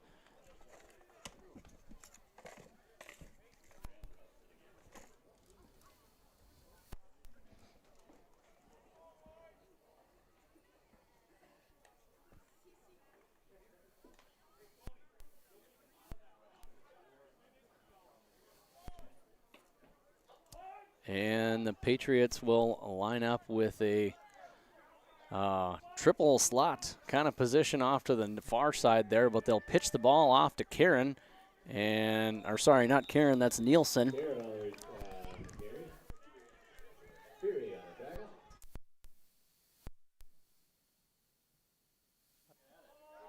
Nielsen on the carry there for a little under a yard. And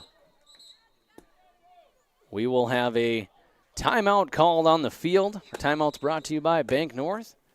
We'll take a quick commercial break here, and we'll be back with you to wrap up here the end of the first half after a word from our sponsors. Make all the difference. This message is brought to you by your local public health unit. If you have concern or questions about the mental health of yourself or a loved one, Trail District Health Unit's Credible Mind platform offers convenient and confidential resources to help inform you about mental well-being. Credible Mind offers 21 different assessments to guide you in your mental health journey, from sleep quality and burnout to anxiety and depression. To get started today and learn about your mental, emotional, physical, and spiritual health, visit traildistricthealthunit.crediblemmind.com. Cywick Lumber and Hardware Hillsboro is completing post-frame buildings 80 by 80, 80 by 160, even 80 by 200. Need an addition or shop reskin? Cywick Lumber and Hardware has all materials. They'll complete to your customized building requests. Bifold doors. And back here after a Sargent County timeout, the ball is snapped off to the near side. Pass is complete, and that's number 2, Colton Johansson. Johansson. And Johansson able to pick up about 5 yards on the play. Oh. Sorry, that was number 2. I was looking at the wrong one here. Not number 3, number 2. Cross Kitchen on the reception there. Picking up a handful of yards. About 5 yards for the Patriots.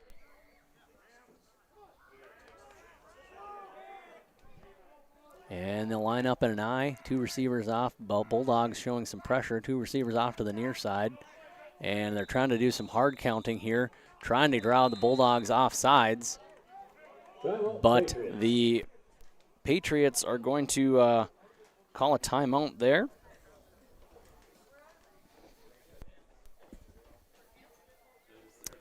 And we'll stay on the air here, as I mentioned earlier, during the first quarter. Be sure to stick around for the halftime show. The halftime show is brought to you by Farmers Union David Bergerman Insurance Agency.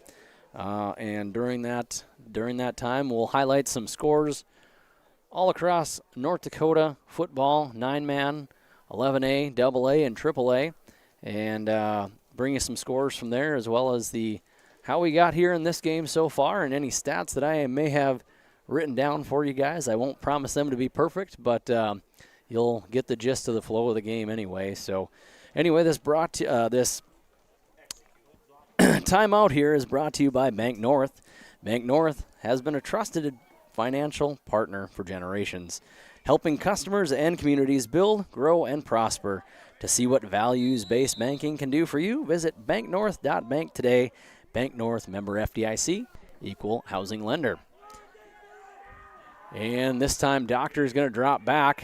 Had some time, but Neustel is able to get there. Will they call him down? We got a post-play penalty thrown on the far side. And I don't know if he got the ball off and it's intentional grounding or what happened there.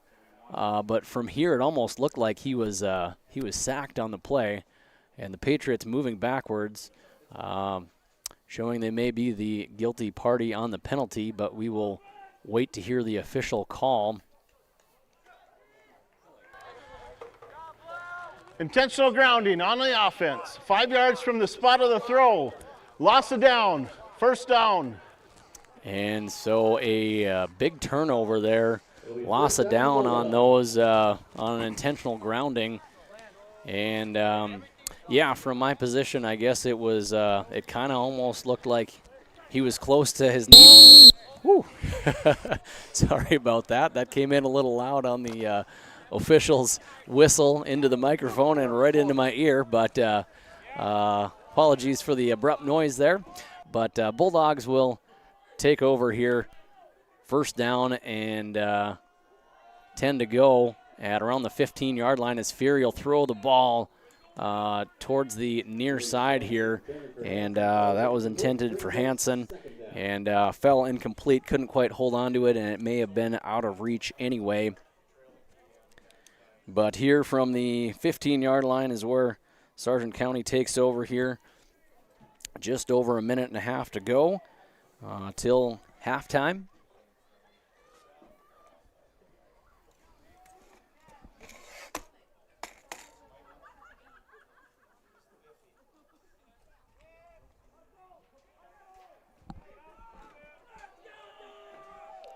And the Bulldogs have got 2 wide receivers off to the near side, 1 to the far side, Ing in the backfield as Fury scrambles off to the right and trying to decide whether to keep it or not, and he will throw it, able to get rid of the ball anyway. But there is a flag on the play right at the end of the play.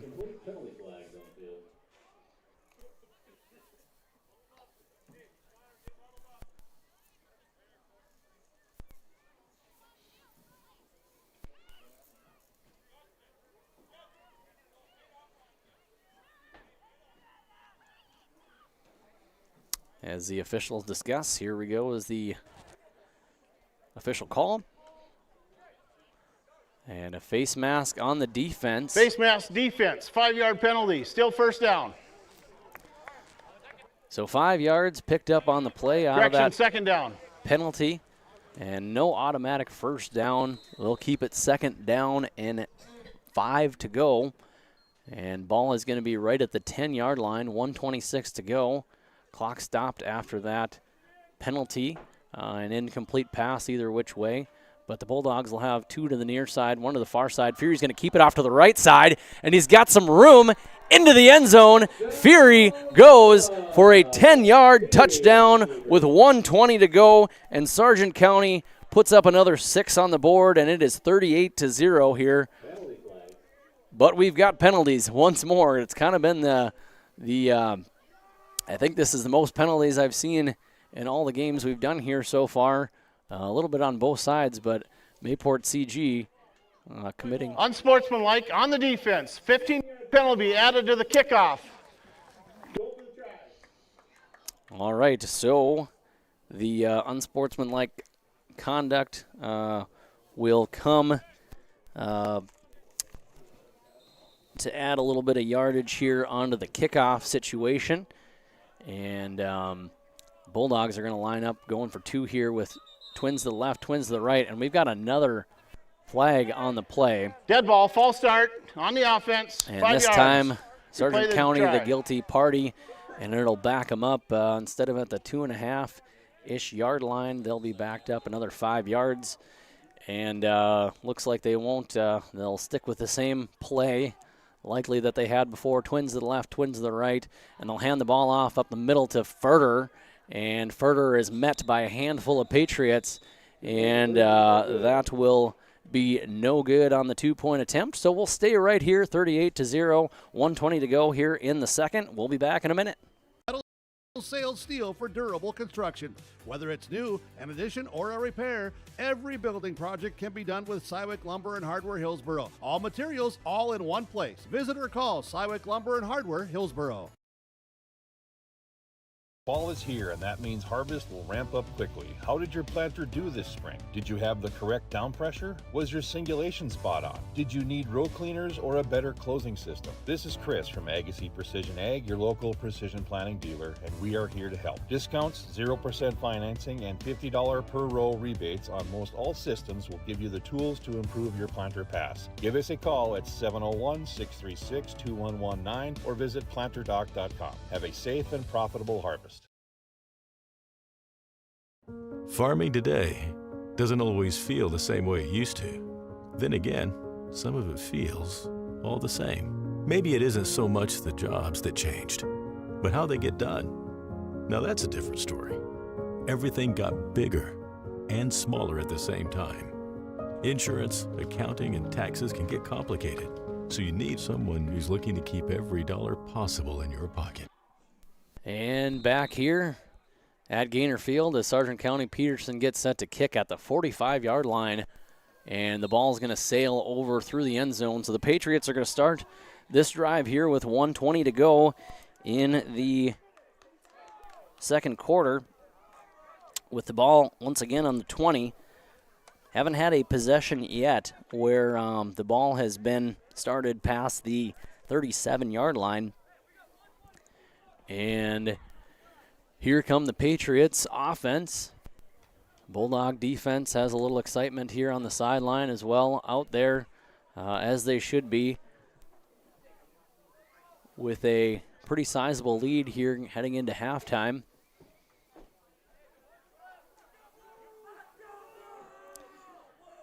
And the Patriots are going to have that kind of trips up tight there on the far side of the field.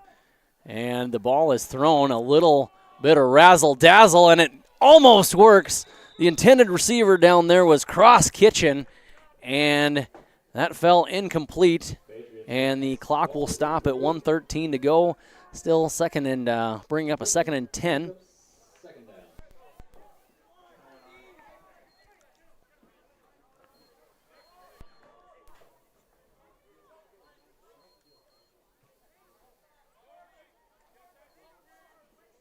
As the Patriots kind of switch up their formations here, they've got trips off to the far side, to the near side, with a lone receiver to the right.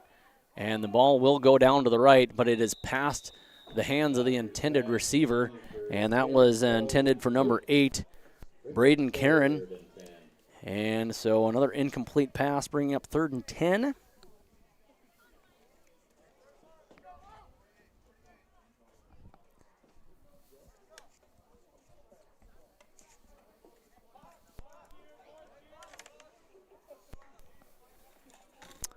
And once again, spreading things out, trips off to the near side.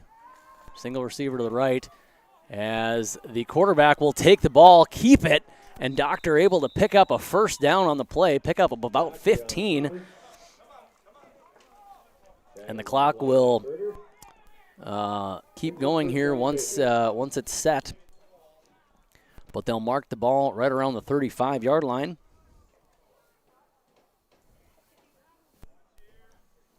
And they'll have 2 receivers to the near side. And they'll pitch the ball off to this side. And that is number 6, Nielsen. And Nielsen able to stay on his feet, but picking up a couple of yards on the play. And the clock will keep on rolling here. And it'll be 2nd and about 7 to go as Nielsen keeps the ball for 3. As they hurry up to get to the line, 25 seconds to go. And Doctor will keep the ball, but there's a handful of Bulldogs that are right there, and it'll be maybe a yard gain on the play. 3rd and 5. We'll give them 2 on the quarterback keeper there for Doctor.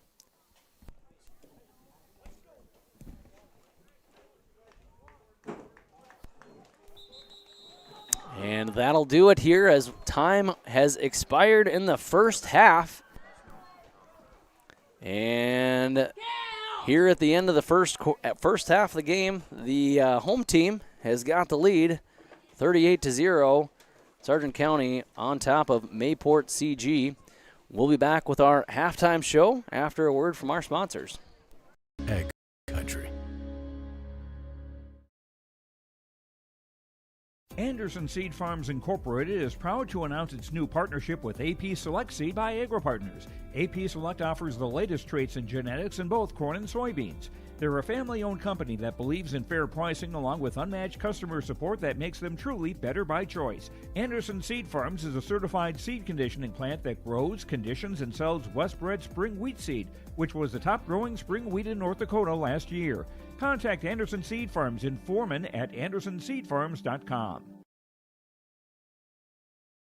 Partnership is a way of life here in the Northland. It's about pitching in to help our neighbors, making lending decisions locally, honoring long-term commitments to farmers, Main Street businesses, teams, schools, and rural communities. We're more than just a bank. We're a community partner, working constantly and diligently to enrich the lives of everyone we serve. Bank North, always true. The Bison Booster Club, an organization that is rooted in their support of the activities within the Milner Public School District and the City of Milner. They pride themselves on their community involvement in local donations to area projects and sponsorships to help make their community a pleasant place to reside. If you have any questions or are interested in becoming a Booster Club member, you can check out the Bison Booster Club on Facebook or talk with any of the existing members. The Bison Booster Club, helping make their community a better place to live. The Milner Public School District has a long history of academic, artistic, and athletic achievement and is proud of the programs and education environment offered. A fully accredited educational system, Milner Public School District operates 2 separate school buildings, including Sundale Colony School. Over 85%, that's right, 85% of the graduates of Milner High School attend some form of post-secondary educational institution. You can find more information on the Milner Public School District online at milner.k12.nd.us.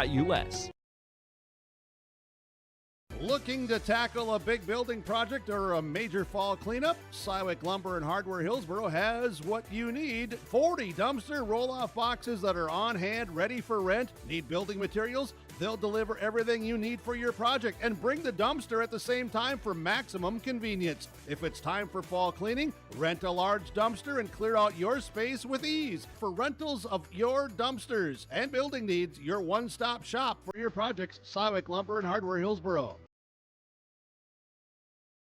Data shows that half of the pills seized off the street by law enforcement contain a lethal dose of fentanyl.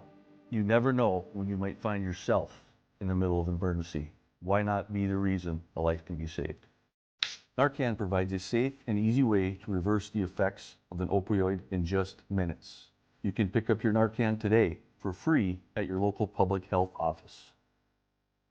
This message is brought to you by your local public health unit. Growers, prepare your fields and yields against the wet conditions for 2025 and beyond with a drain tile project from Chad's Excavating out of Mayville. Drain tiling will improve and increase your yields and land values for years to come. Chad's Excavating provides free, detailed estimates, and with over 40 years of combined success, they provide professional installation and service. Call Chad today to prepare for your future and any questions that you might have. That's Chad's Excavating out of Mayville, helping farmers grow. All right, back here at the Stock Growers Bank broadcast booth. It is halftime here at Gaynor Field, and our score as of right now, 38 Sargent County, 0 for the Patriots. And let's not forget, our halftime show here is brought to you by David Bergman Insurance. Now, Farmers Union David Bergman Insurance is your headquarters for home, auto, life, farm and ranch, business, crop, and health. Not all products are underwritten by Farmers Union Insurance. You'll need to call 701-724-6252 for more information. Well, here we are, halftime, and the 0-7 squad on the Sargent County side and 0-7 squad on the Patriots side. Got to be a little surprised here to see what the score is, where it's at right now, but the Sargent County Bulldogs are having a little fun. So let's break down how we got to this score right now. So in the first quarter, right away, so Sargent County, actually Mayport CG, had won the toss. They chose to defer. Anytime you're going to kick it down deep to Ryan Ing and give him a little room, that could always give the other team a little trouble. He ran one back for 75 yards, taking off 12 seconds of the clock, and it was 6-0. Extra point attempt was a run by Ing that did not go in, so the score was 6-0 with 11:48 to go right away in the first quarter. Then Sargent County strikes back with 6:59 to go by a pass to Newstill for 22 yards. Further on the attempted run in was unsuccessful, bringing the score to 0-12 in favor of Sargent County. And in the first quarter, just a minute and a half later with 5:13 to go, Sargent County had the ball back, and the quarterback was able to keep the ball in. Jace Fury with a 3-yard run into the end zone and pass to Newstill for the 2-point conversion, made it 20-0 Sargent County. Then just less than 2 minutes later, Sargent County had the ball back again, and Ryan Ing was the quarterback on that one.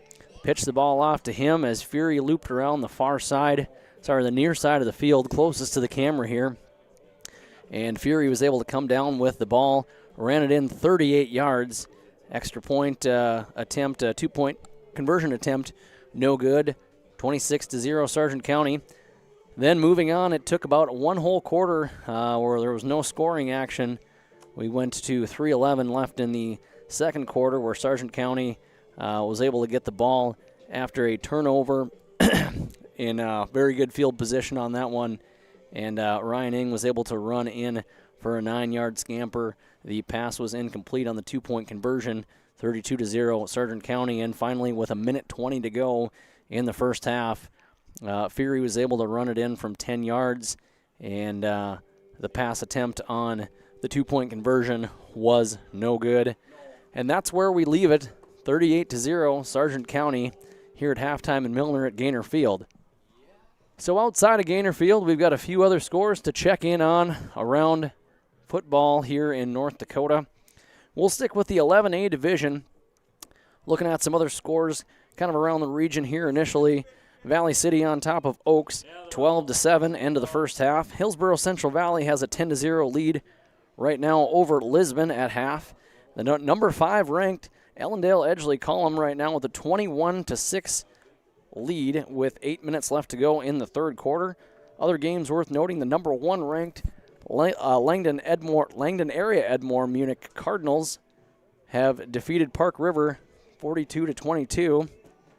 And Park River had the number 4 rank in 11A division as well.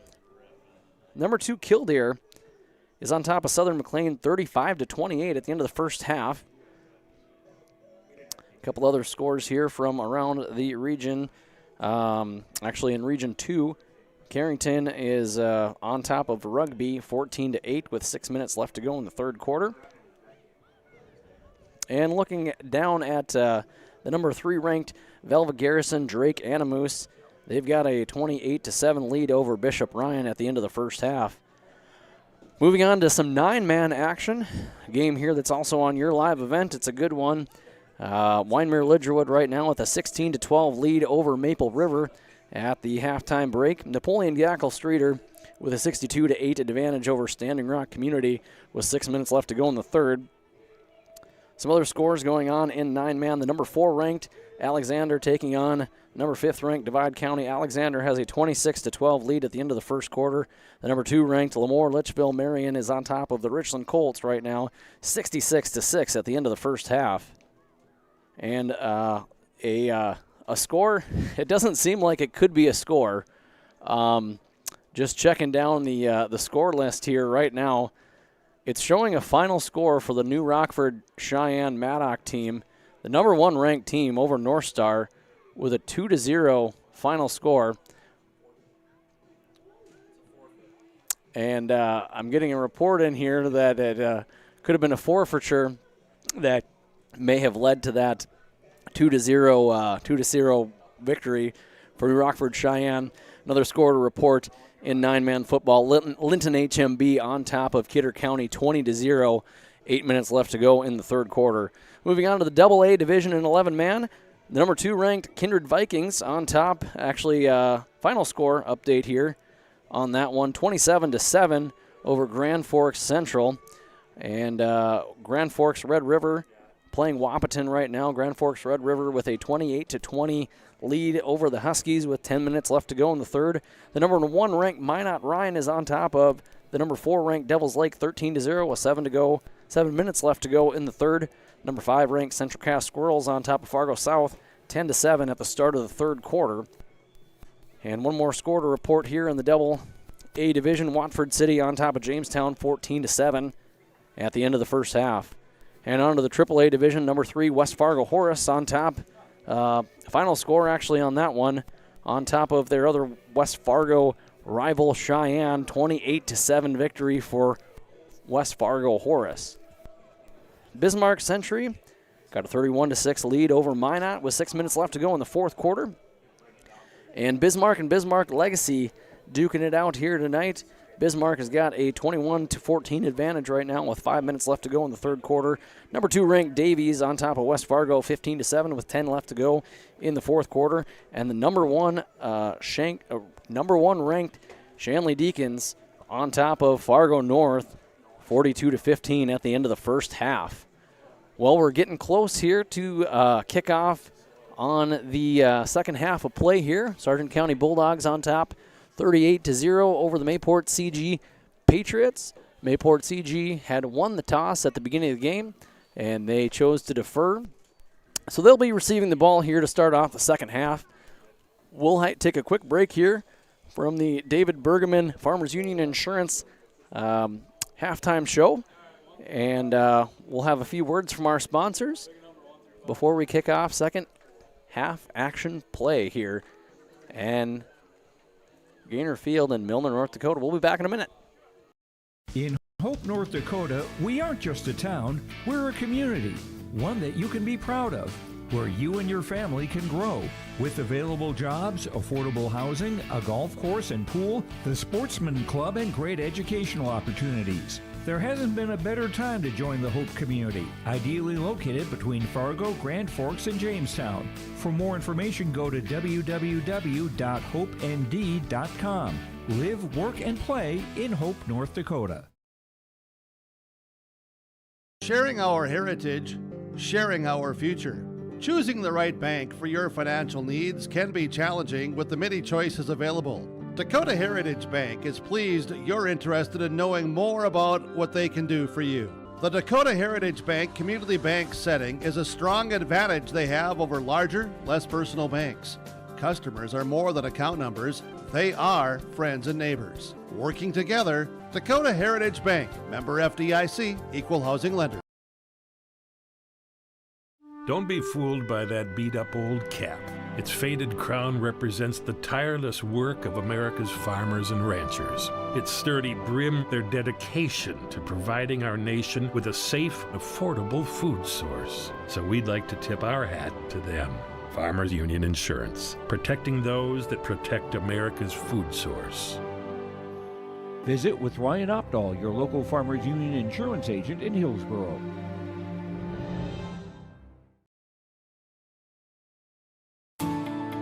At Enbridge, we're focused on relationships. 23 Canadian First Nation and Métis communities now own an equity stake in Enbridge Athabasca Pipelines. In Minnesota, Enbridge has spent $450 million and counting with Native-owned companies and in wages to tribal members working on Line 3. Every day brings new collaborations, partnerships, and possibilities. Learn more at Enbridge.com.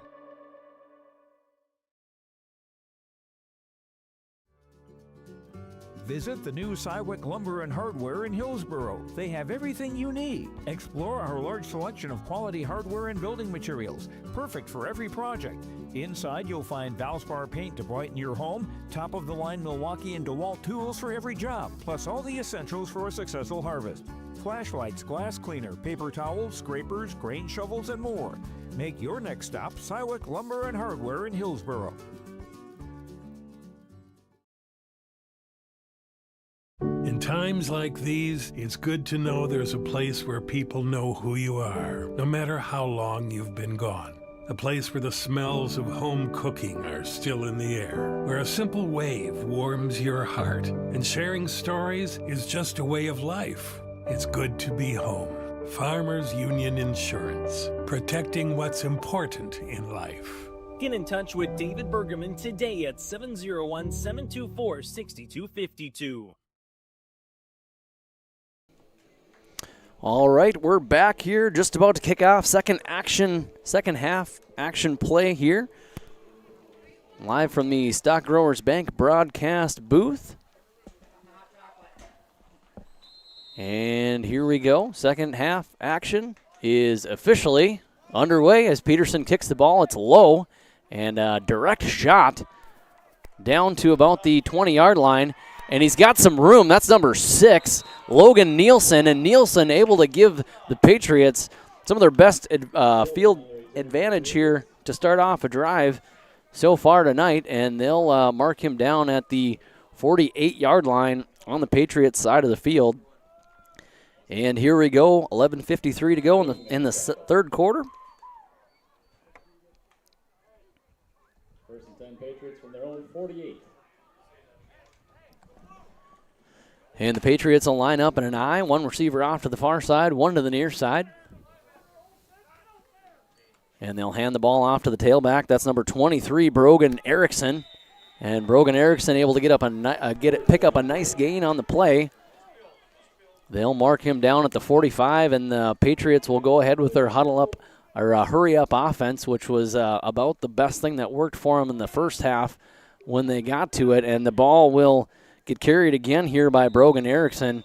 And Erickson able to pick up a first down for the Patriots, bringing the ball to about the 40.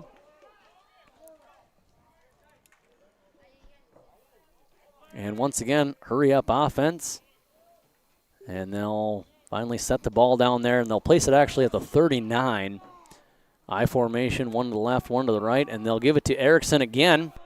Erickson able to pick up a couple more yards on the play, so Mayport CG breathing a little bit of life into this game. And they'll hurry up again and try to get in a proper formation. Same formation, one left, one right, I formation. And they give it to Brogan Erickson again up the middle. Brogan's going to pick up a few more yards, and it'll bring up a 3rd and 5 for Mayport CG. 10:34 and counting to go as the Bulldogs make a few substitutions. 3rd and 5 for the Patriots. So 3rd and 5, they'll kick the game clock back on. I formation once again to Brogan Erickson. Brogan is met by the Bulldogs, and that's Ryan Ing, as well as number 58 for Sargent County, Brooks Hogness. And they'll set them back. They'll give them to the original line of scrimmage, so he got pushed back there. So it'll be 4th and 5 for the Patriots.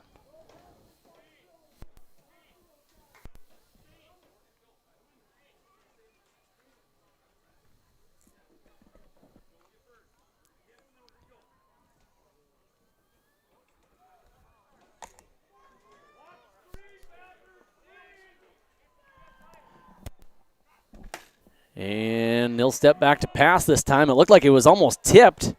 And intended receiver on that play. Looks like it was number 5, Lucas Rayner, the intended receiver. So that'll be a turnover on downs for the Patriots. And Sargent County will resume their first possession here of the second half. And the ball will be at the 34-yard line. 9:37 to go here in the third.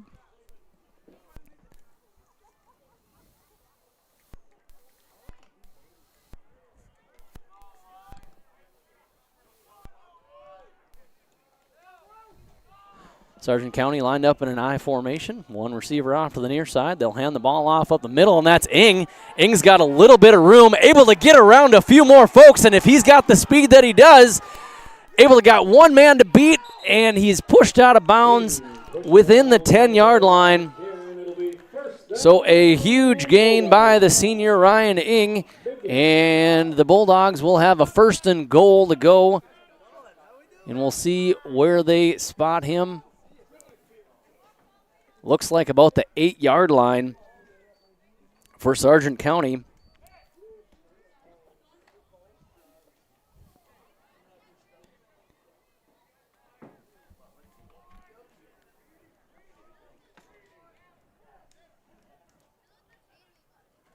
And they'll hand the ball up the middle to Furter. Furter able to get a handful of more yards on the play. He's inside the 5 for that one. Brings up 2nd and goal.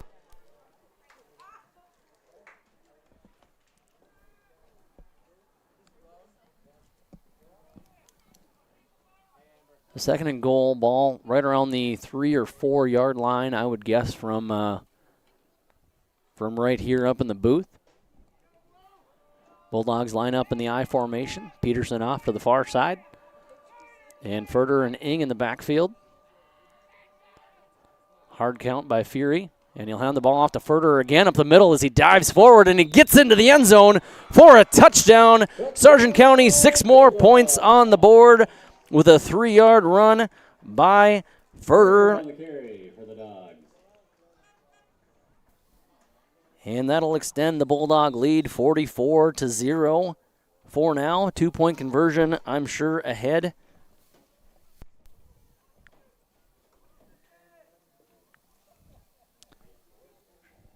And now we're into continuous clock territory here.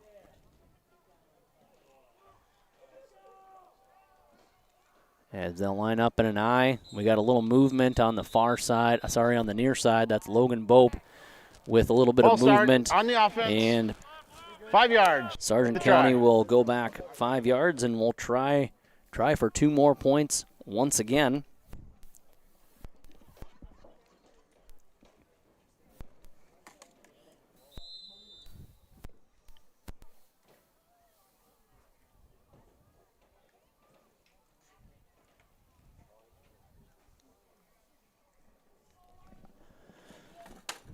And Sargent County will line up in an I again. One receiver off to the far side.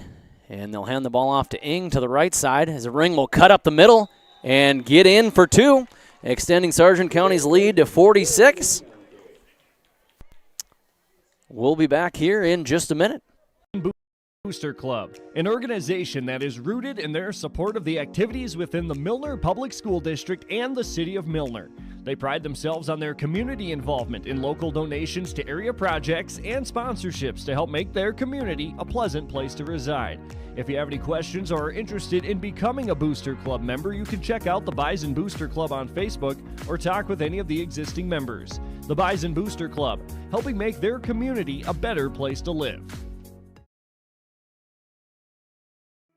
Goose River Bank is here for the communities we serve, building relationships that last a lifetime. Serving the strong Red River Valley and beyond, we are your neighbors, friends, and family, committed to providing everything from everyday personal banking to loans for your farm or business. Visit one of our locations in Mayville, Hillsborough, or Hatton, or reach out and we'll happily come to you, because it's the neighborly thing to do. Goose River Bank, strong communities.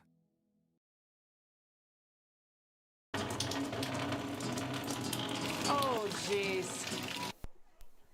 All right, and Bulldogs have kicked the ball back again inside the 20-yard line, and the ball is picked up, and that's number 6 for the Mayport CG Patriots, Logan Nielsen.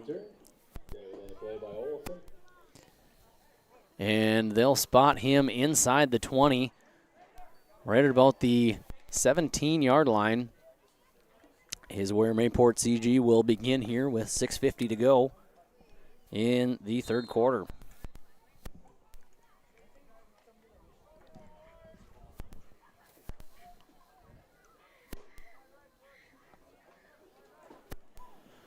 I formation, no, not quite. Yep, it is an I formation. Sorry, he was sitting pretty low. The halfback there on that one, couldn't quite see him. And they'll pick up about 3 yards on the play. Bring the ball to about the 21-ish yard, 21-yard line. And they'll give the ball up the middle again. And he'll push for some yardage there. That was number 22 on the play, Corbin Schreiner. Bring up 3rd and 3 for the Patriots. And they'll hand the ball off to Schreiner again up the middle. And Schreiner dives forward. And still on the ground. Hope he's all right. Brings up first down, Patriots. And he will cross that first down to gain needed, I guess. And the ball will be placed right at about the 28-yard line. So Schreiner picking up about 11 yards so far on this drive.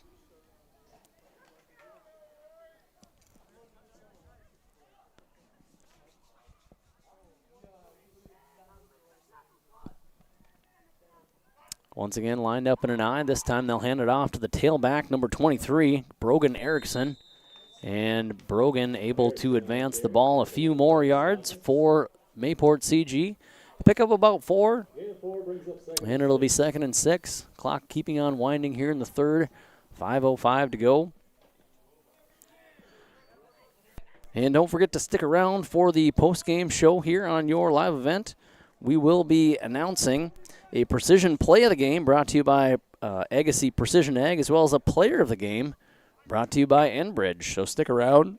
We've got a few candidates in mind here as they hurry up and get to the line with only 4 seconds left to go on the play clock. And they do get the ball off. Doctor will step back, throws the ball down deep. He's got a man that's kind of open. He was open, went over the wrong shoulder. He was looking to the inside. The ball was going to the outside and couldn't quite get there, as that was, I believe, Nielsen, the intended receiver. The red is a little hard to see on the numbers here on the side, but I believe that was Nielsen, the intended receiver. And, boy, if that ball would have been placed right, he could have been gone for 6 for the Patriots. But that will fall incomplete, and it'll bring it to a 3rd and 7. 3rd and long 6. 7 yards here to go. I formation once again. Receiver off to the near side and one to the far side. As Doctor steps back to throw it, and there's a handful of Bulldogs that are there, including Furter was in on that one. Connor Olson was in on that one. Ing was in the area. Couldn't quite pull down the pass. And we've got a 4th and 6 or 7 yards to go here. We'll call it 6 for the Patriots. And he'll step back to throw. Pressure from both sides here as he rolls out to the outside, and the ball is intercepted. And it is intercepted by Furter. And nice, able to get his feet in. I had a good view of it right here, but wanted to make sure that the call was correct here, and the officials did see it. But he did get the ball. Either which way, it would have been a turnover on downs, but always good to see that athleticism and bringing that ball down. And Furter with the turnover here. And Bulldogs have got the ball on the Mayport CG side of the 40-yard line. And 3:13 to go here in the 3rd quarter.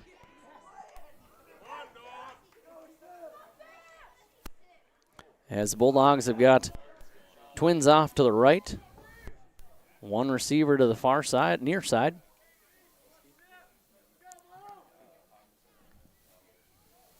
And a little bit of change of personnel in here. As the quarterback in the backfield there is number 44, Dawson Nagowski. He is a freshman. And in the backfield with him is number 58, Brooks Hogness, the wide receiver, off here to the near side for Sargent County is wearing number 27, Easton Johnston. And the ball is direct snapped to the quarterback on that one as Nagowski takes the ball and able to get about a 4-yard gain on the play. Will bring up 2nd and 6.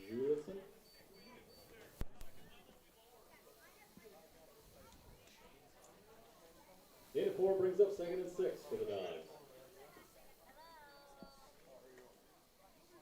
And just looking across the field here, Keegan Swanson wearing number 56 on the offensive line, the sophomore. In there also is Cyprian Johnson wearing number 70. Number 71, Brady Leon, is in there as well. Wearing number 17, the wide receiver to the far side is Crosby Wilprecht, the freshman. Also on the line there on the right tight end is Loden Yoakum, wearing number 32. Encroachment defense, and 5 we've yards. got an encroachment Still 2nd down. penalty. And so it'll be a 2nd and a pretty short, manageable situation here for Sargent County. 2nd and we'll call it 2. Also on the line, wearing number 52, Braden Simonowski. And the snap is a little high. Sargent County is going to fumble the ball. And we'll see who jumps on top of that one. Mayport CG signaling the other way. But it looks like it will stay on the Sargent County side. Checking in for Sargent County. A few other players here. I actually don't have one of the numbers that had came out. I know there was a little number switcheroo maybe happening before I got a chance to update the roster here on my end. Skylar Peterson wearing number 25 on the far side there.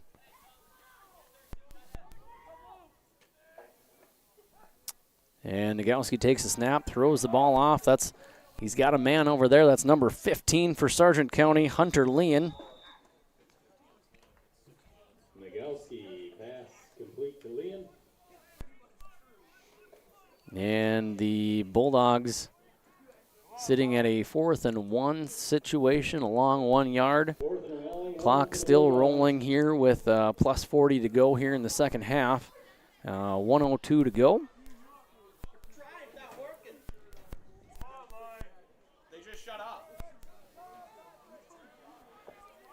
Bulldogs have got 2 receivers on the near side, 1 receiver to the far side. Nagelski takes a snap, is going to take a direct snap, run right up the middle, and he's able to get the first down. And Sargent County will hang on to the ball. And the ball, the third quarter clock and the game clock are just about in sync here, so they do not have to run a play at all. And it should take us into the fourth quarter. So we will take a break here, and we'll come back with you with more fourth quarter action here from Gaynor Field. Right now, your score here at the end of the third quarter, Sargent County Bulldogs, the home team, 46. The visiting Mayport CG Patriots, 0. We'll be back in a minute. No! Jeez Louise! This system is packing 70-mile-per-hour winds, golf ball-sized hail, and a fast drop in temperature. Oh, jeez. Dave and Cheryl's kitchen started on fire. Oh, jeez. Oh, geez, let's take a look. Oh, geez, moments happen. Be ready with Irie Insurance. Seasons on the sidelines. He hangs up the chains for the last time.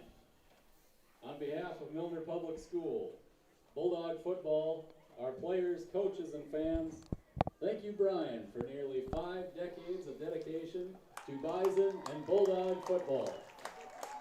Brian, please come to midfield to accept the game ball. Brian Tear, everybody, let's hear it for him. And back on air here for a special announcement. Brian Tear has been on the chain gang for the Milner Bison, the Milner North Sargent Bulldogs, and the Sargent County Bulldogs for many, many seasons since 1977. Hasn't missed a game for his hometown team here, being on the sideline, running the chain gang, and tonight is his last night. So congratulations. Thank you, Brian, for all of your dedication that you've had to the program here in Milner and Gwinner, and now Foreman as well, and all of Sargent County. We appreciate the help every Friday that you've been called. You've been here to help support local high school football. Hats off to you, Brian Tear. Thank you so much for all that you do, not only here on the football field, but for our community as well. Nagelski takes the snap, will hand the ball off to Brooks Hogness.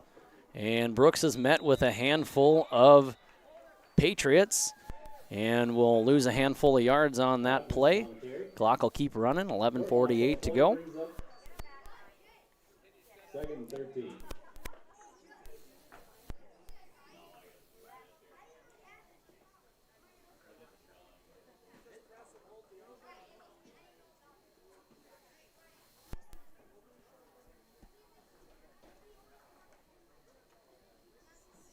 And the Bulldogs will try and chew up as much time as they can here between plays. Keep that clock rolling as they'll line up with 2 receivers on to the near side, 1 to the far side. And in the backfield with Nagelski again is Brooks Hogness, and they'll hand the ball off to him, and he's met right away by the Patriots. And in there is 77, 78, 54, all for the Patriots, and clock will keep rolling. Third and a very long situation here for Sargent County.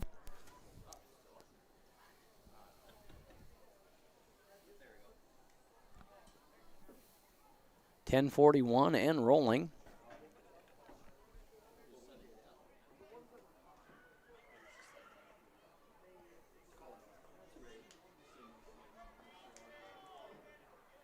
And the Bulldogs will line up, same formation, 2 receivers to the near side, 1 to the far side. And ball goes back to Nagowski. He drops back to throw the ball down deep. There's really nobody in the intended area. Closest one there was probably Hunter Lean. So it'll be 4th down and long here for Sargent County. Clock keeps rolling, over 40 points here, lead in the 4th quarter. And as mentioned earlier, be sure to stick around for the post-game show. And we'll probably announce a player of the game and a player of the game prior to the end of the game, but we'll also recap some of the scores from around North Dakota as the Bulldogs line up here in the same formation, 2 to the near side, 1 to the far side. Hogness in the backfield with Nagowski, and there's some movement up front.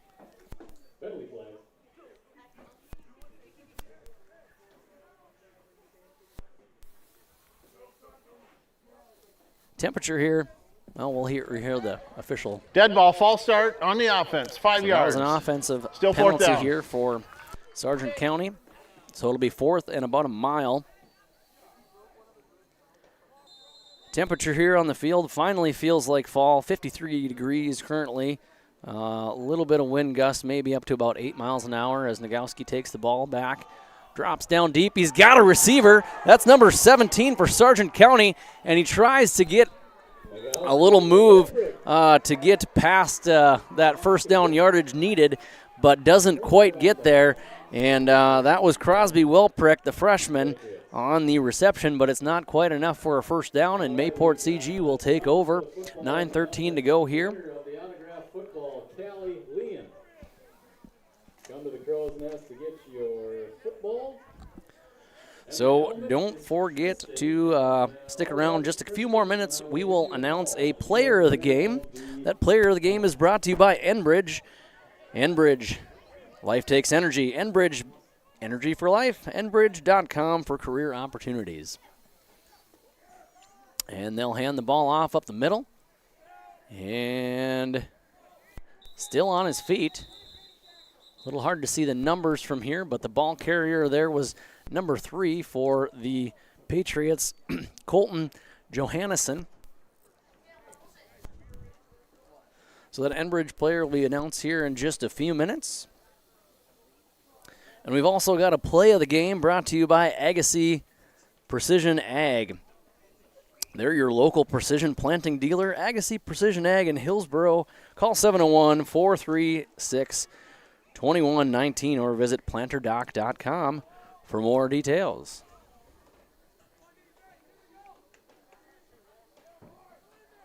And they'll hand the ball off to the, looked like almost a sweep to the far near side, I'm sorry.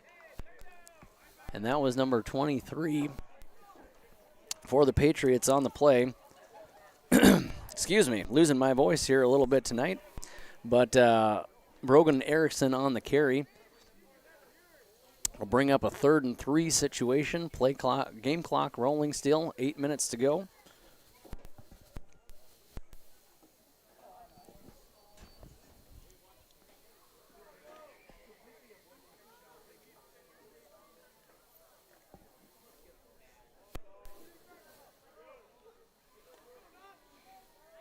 As they'll line up in an I formation, 1 receiver off to the far side, 1 to the near side. And a little movement up front. In for quarterback for the Patriots is number 4, Jade Larson. He's the freshman. Dead ball, false start on the offense. 5 And yards, still 3rd down. False start here for Mayport CG. Backs him up another 5 yards.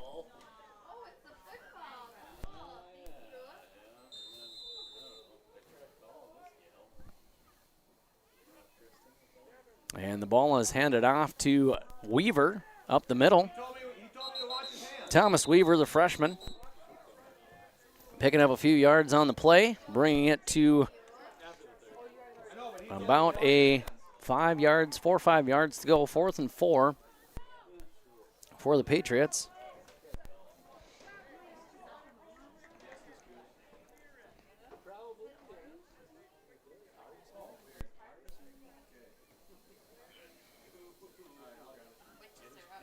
Ball at around the 29-yard line. 4 yards to go for a 1st down. And it looks like they're lined up in a punt formation. But Sargent County doesn't have anybody back deep. It was kind of a fake situation. Could have gone either way. Batted down. Batted down was number 17 there, Crosby Wilprick, getting his hand up there, swatting the ball away. So Sargent County will have a good field position here at the 29-yard line on the Patriot side of the field with 6:30 to go. Will be first down, Bulldogs. So as the Bulldogs take over here, we will look to, well, first maybe announce a precision play of the game after this play here.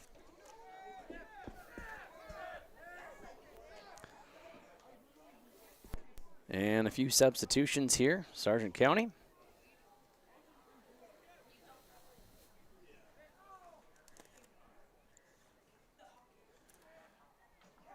And Nagowski takes a snap. He's going to hand the ball off to Hognes. And Hognes will pick up a little short gain on the play. But that, the play of the game brought to you by Agassiz Precision Ag, your local precision planting dealer. Agassiz Precision Ag in Hillsboro. Call 701-436-2119 or visit planterdoc.com for more details. Well, that precision play of the game, I'm going to have to go with the very opening play, the opening kickoff that kind of set everything off for Sargent County. Ryan Ing with a 75-yard kick return to start things off. Burned just a few seconds off the clock, and it's been all Sargent County from here. So congratulations, Ryan Ing, on the play of the game. Brought to you by Agassiz Precision Ag.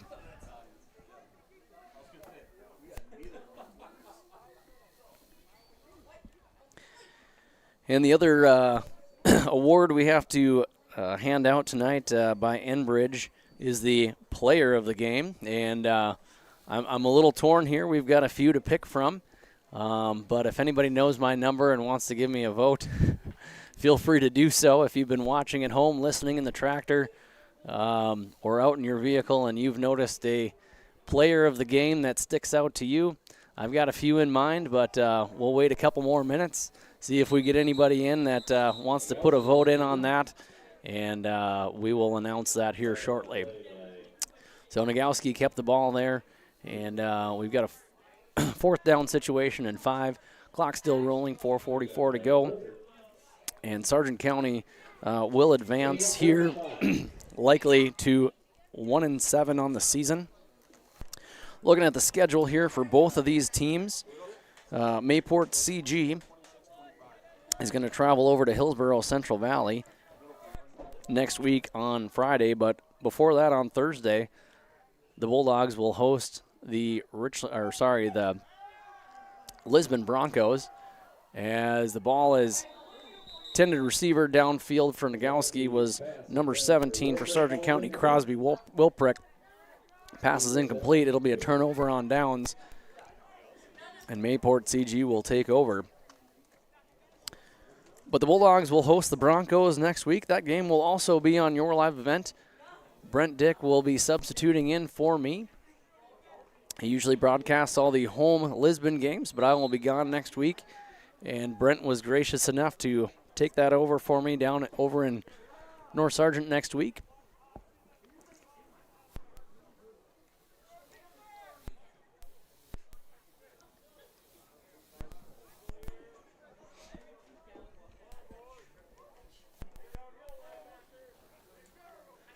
As they'll pitch the ball off to the near side, dance around to the middle, go to the far side, and he's got a little room and a few men to beat if he can get around the outside, and gets across the 30-yard line. And Johansson with a huge gain on the play. Biggest play so far of the day for the Mayport CG Patriots, giving them a little life, but that clock is going to continue to roll. They'll mark the ball down just inside the 30-yard line, right around the 29.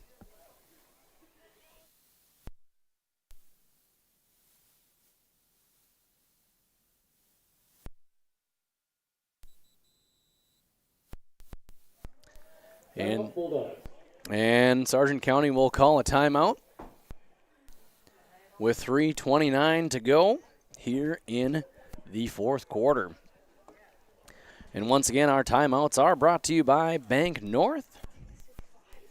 Bank North has been a trusted financial partner for generations, helping customers and communities build, grow, and prosper. To see what values-based banking can do for you, visit banknorth.bank today. Bank North, member FDIC, an equal housing lender.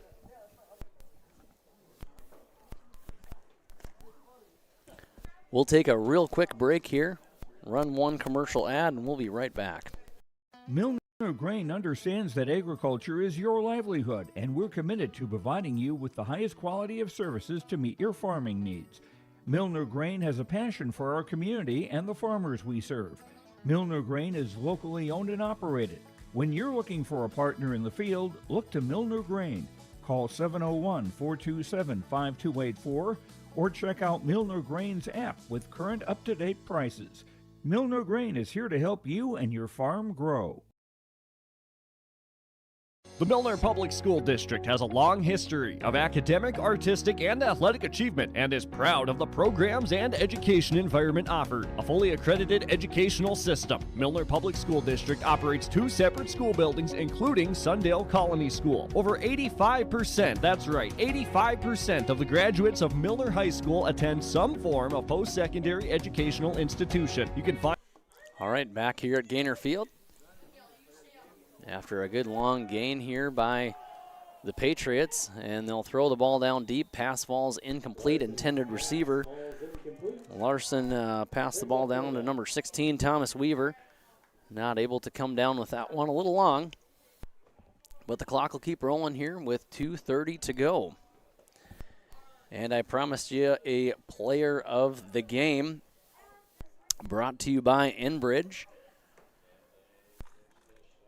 So it was a toss-up. I had a few folks have differing opinions up here in the booth, but looking across the board on a few stats and a few other things, it's really a toss-up. There was about 3 guys here in mind, but we can only give the ball to player of the game to one player. And pass falls incomplete, bringing up a 4th down. And 8 yards to go here for Mayport CG. So the here we go. I guess I'm gonna probably get hate either which way. Whatever I pick from the guys up here, they've all got their opinions, but I've got to go with my gut on this one. He was the person that got the play of the game as well, and we're gonna have to go with the senior wearing number 1 for the Sargent County Bulldogs, Ryan Ing. Ing had a touchdown in the first quarter on the opening kickoff, 75-yarder. Also found the end zone in the quarterback position, passing the ball off to Fury there for a 38-yard touchdown, and also snuck in for 9 yards in the second quarter, and had a few explosive plays. And the Patriots did get into the end zone here right at the end. Let's see here, on a 4th down. Couldn't quite see what the number was on that one. Looked like it was number 3 for the Patriots. Able to come down with that one and get into the end zone. Colton Johannesson. And the Patriots get on the board here with just over 30 seconds to go.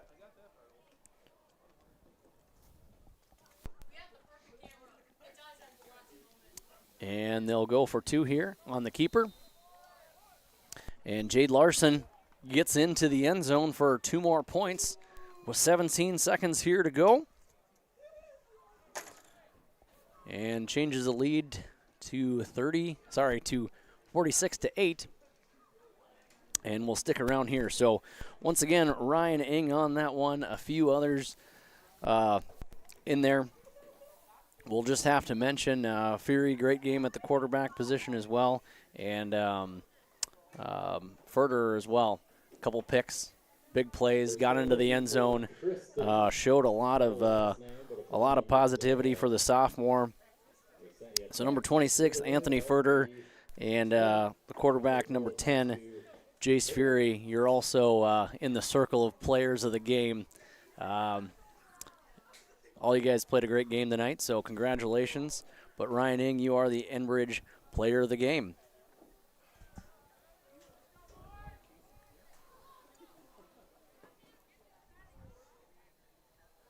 So 17 seconds to go here as the Patriots set to kick the ball off. Back deep to receive is number 17, Crosby Wilpreck, as well as Brooks Hogness. And the ball goes towards Crosby. And Wilpreck dances around the 30, just slides down, takes the safe bet there.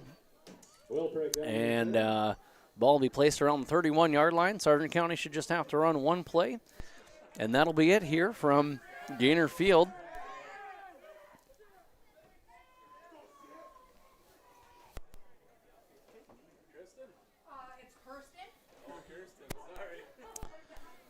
So once again, Sargent County, one game left to go. That game is on a Thursday, folks. If you're looking to tune in to your live event, that'll be a Thursday night. There's no school for many of the schools around the area on Thursday and Friday. But this game will be played over outside of North Sargent High School against Lisbon. And as mentioned, Mayport CG will travel over to Hillsboro to take on Hillsboro Central Valley. So that'll do it. Final score, Sargent County 46, Mayport CG 8. Mayport CG drops to 0-8 on the season. Sargent County 1-7 on the season. And we'll take a quick break as the fireworks take off here in Milner, celebrating the first victory of the season for the Bulldogs. And team's got to feel real good about that one. We'll see if we can get Coach Olson up here as well for a little post-game interview. And we'll be back in a minute. School District online at milner.k12.nd.us. Visit with Rocky Nedham at Nedham Seeds Caledonia for LCS wheat seed varieties, Trigger Cannon, and 2 new varieties named Buster and Dual. Call Rocky Nedham, Nedham Seeds Caledonia. They also have proven wheat seed SY Velda from AgriPro. Your local Pioneer dealer, Rocky Nedham, Nedham Seeds Caledonia, with corn, soybean, sunflower, and alfalfa seed for your farm and Seedex sugar beet seeds. Call Rocky 701-430-1149, Nedham Seeds Caledonia. Buying and selling heavy equipment at purplewave.com saves time and money. We handle all of the details, including pictures, videos, marketing, titles, and payments. It was almost immediately over the top with the customer service. I've just never ever experienced that before with any other auction service. They're constantly working for me as the seller. And I really like that. Purple Wave Auction is straight, simple, sold.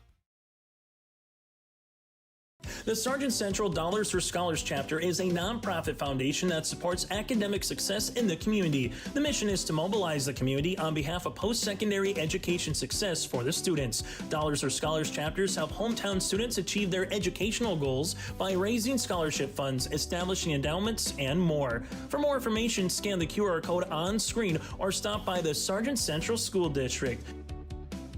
This game is brought to you in part by Snowman.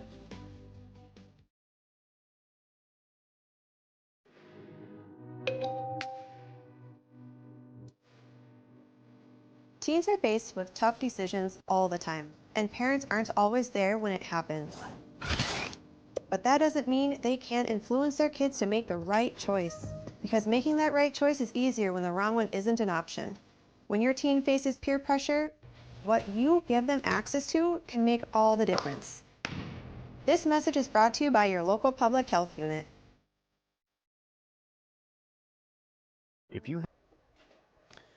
All right, and back here at the Stock Growers Bank broadcast booth here in Milner, North Dakota at Gaynor Field. The final score tonight, Sargent County 46, Mayport CG 8. Well, how did we get there, folks? Well, it first started out with a kick return on the opening kickoff. Sargent County's Ryan Ing ran a 75-yard touchdown all the way to the house, bringing the score 6-0 for Sargent County. A few minutes later, with 6:59 to go, Sargent County had the ball back on a pass to Newstill for 22 yards from Fury. 2-point conversion, no good. 12-0 Sargent County. Just a minute and a half later, 5:13 to go in the first. Sargent County had a run by the quarterback, Fury, in for 3 yards, and the pass to Newstill was complete for the 2-point conversion, bringing it 20-0. And about a minute and a half after that, almost 2 minutes after that, in the first quarter, Ryan Ing had a pass to Fury for 38 yards, bringing the score to 26-0. And that was kind of the first quarter action there. In the second quarter, took about a whole quarter to get some more scoring on the board, down to 3:11 in the second. Sargent County had a run by Ryan Ing for 9 yards that went in, pass incomplete for the 2-point conversion, bringing the score to 32-0. And about a minute and a half later, Sargent County scored again. Fury on the scamper into the end zone for 10 yards. 2-point conversion failed, 38-0 Sargent County. Then on to the third quarter with 7:40 to go. The sophomore Anthony Furter ran the ball in for 3 yards, and Ing followed in for the 2-point conversion, bringing the score 46-0. And then here in the fourth, with just over 30 seconds to go, Johannesson waltzed into the end zone for 6 points. 2-point conversion was successful, and that brings us to our final score of 46-8. Sargent County victory. Sargent County gets its record up to 1-7 on the season. Mayport CG drops to 0-8 on the season. Mayport CG will travel over to Hillsboro next Friday to take on Hillsboro Central Valley, while the Bulldogs will host Lisbon over at North Sargent. That game again is on Thursday, the 16th. Brent Dick on the call. You'll be able to watch that one right here on your live event. Well, here we are, post-game. Let's take a look at a couple other scores happening around North Dakota football. And I'll try to get through some of the big ones here first. My voice is going, and I got to get Coach Olson up here in the booth, share a few words with me after that victory.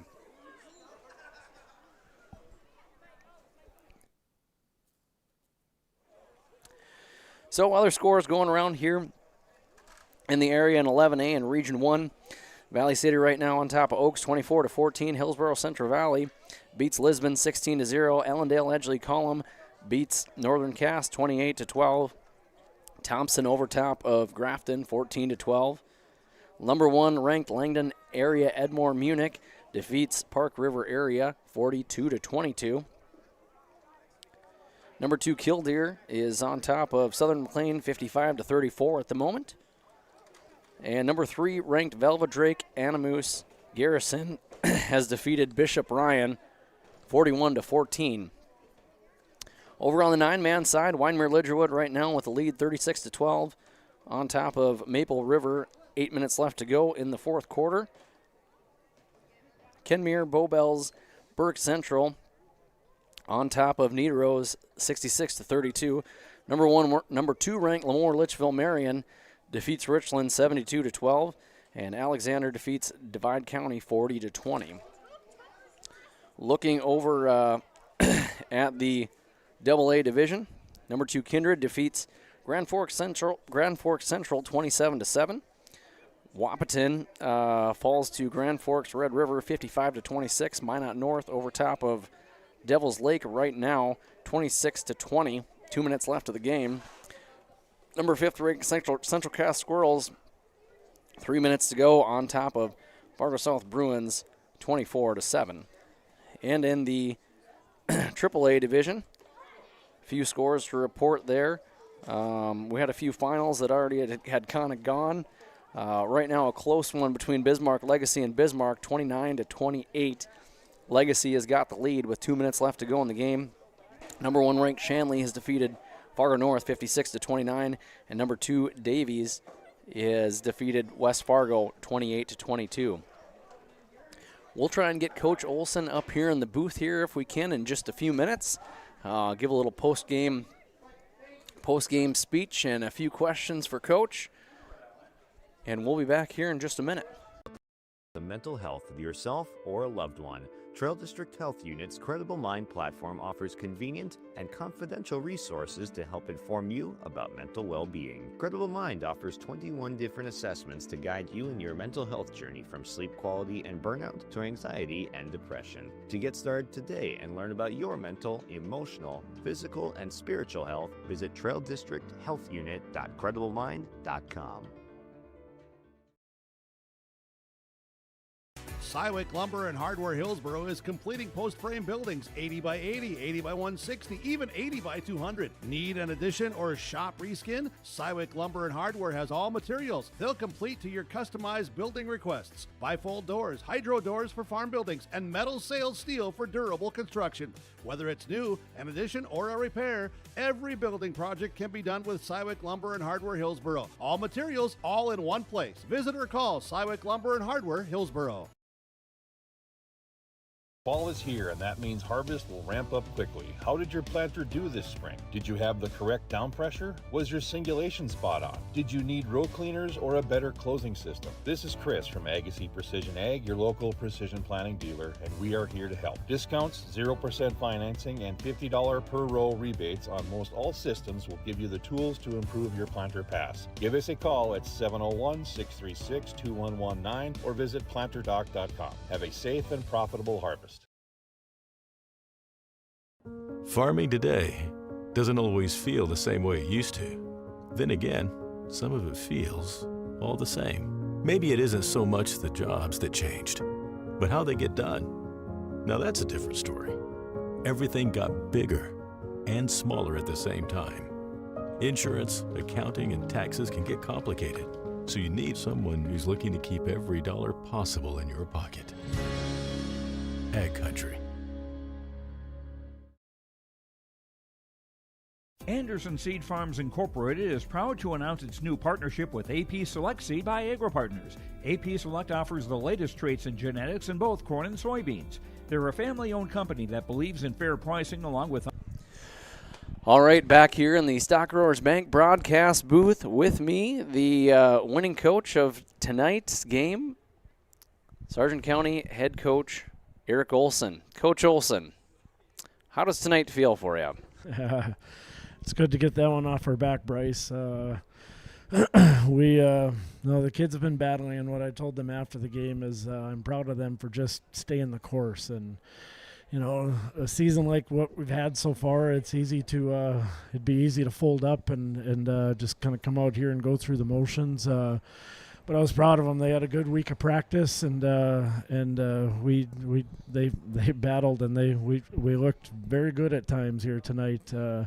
A few things that we still got to clear up, a lot of things, but no, I'm proud of their effort and proud of just them staying the course here this week. Yeah, absolutely. The game got started right away with that kick return. And any team, I think anybody who's watched film on Sargent County knows that if Ryan Ing can get the ball out in the open on special teams, that it's dangerous, and that kind of seemed to set the pace. I guess a little bit. How big was that, getting that first touchdown kind of out of the way and to start this game? Did it feel like kind of a shot needed to kind of get things rolling? Yeah, absolutely. You get one right off the bat like that, and that's huge energy boost to the kids, from the crowd. And Ryan, he had Tristan Peterson leading the way and doing a good job of shielding that last defender. And Ryan did a good job of just being patient and following his block. So. No, it was the beginning of a fun night for the kids, and there's when it's fun to see the excitement on their faces and know that we're in a game, we're in a good competitive game. So so that's where it was fun for the boys here tonight. Yep, absolutely. Ing finds the end zone a handful of times. Also, just saw some great plays from people all around. Fury had control of the game, really from the beginning. We saw Furter in there really kind of stepping up. I know we've seen him at the ends of games this last year as well, and able to see him kind of on JV games and whatnot, and come in every once in a while here on varsity. Really had a great game. How does that make you feel about kind of the years looking forward, too, as well? I thought he had a great game with a couple interceptions there. Almost gave him player of the game. There was a little debate on that. We gave it to Ryan Ing, but he really showed a lot on the field. What do you have to say about some of the young guys, not just Furter, but some of them who kind of stepped up tonight? Well, yeah, Anthony. We put Anthony on the offensive line, throughout the year. This is his first. He's played some JV running back just to get carries, but we've had him on the offensive line, and he, as you can see, he's a physical player. He loves to make contact. He loves to. He had a couple pancake blocks, lead blocking out here, and. I can't get after him because we kind of told him on that interception to knock it down. Yeah. But, anytime that he gets an opportunity for a interception, he caught it and toe dragged, and he looked at me and smiled. It went backwards, but Yep. sometimes you got to let some of that stuff. The kids have a little fun with it as well at that point in the game. But yeah. Well, good. Coach, congratulations on the first win here of the season. Team came ready to play, and best of luck to you next week against Lisbon. And I suppose you got bragging rights over your buddy Adam here for a little bit longer, but I'm sure it's all in good fun as well. So it's all in good fun. It's good to see him, his family. I see them out there right now, so go give them a hug. And you bet. But yes. Yeah, it's always, we talk throughout the week a little bit and send pictures back and forth, and so no, it's good to see him. He was excited to come back here and play in Milner and bring his team back here. So, yep, we got it for one more year. So we'll hold on to that while we can. Very good. Well, Coach Olson, thank you so much for joining us for the post-game show here on your live event. Once again, best of luck to you next week against the Broncos, and we'll see you around. Appreciate everything, Bryce. Thank you. You bet. All right, Eric Olson, winning coach tonight, advancing the team to 1-7 on the season. Patriots dropped to 0-8, and that'll do it here from the Stock Growers Bank broadcast booth here at Gaynor Field in the gateway to the grasslands, Milner, North Dakota. Final score tonight, Sargent County Bulldogs 46. Visiting Mayport CG Patriots 8. We'll see you around. We'll see you next season. Brent Dick will have the call for the next Sargent County game against the Lisbon Broncos at North Sargent High School Field. Have a good night, everybody.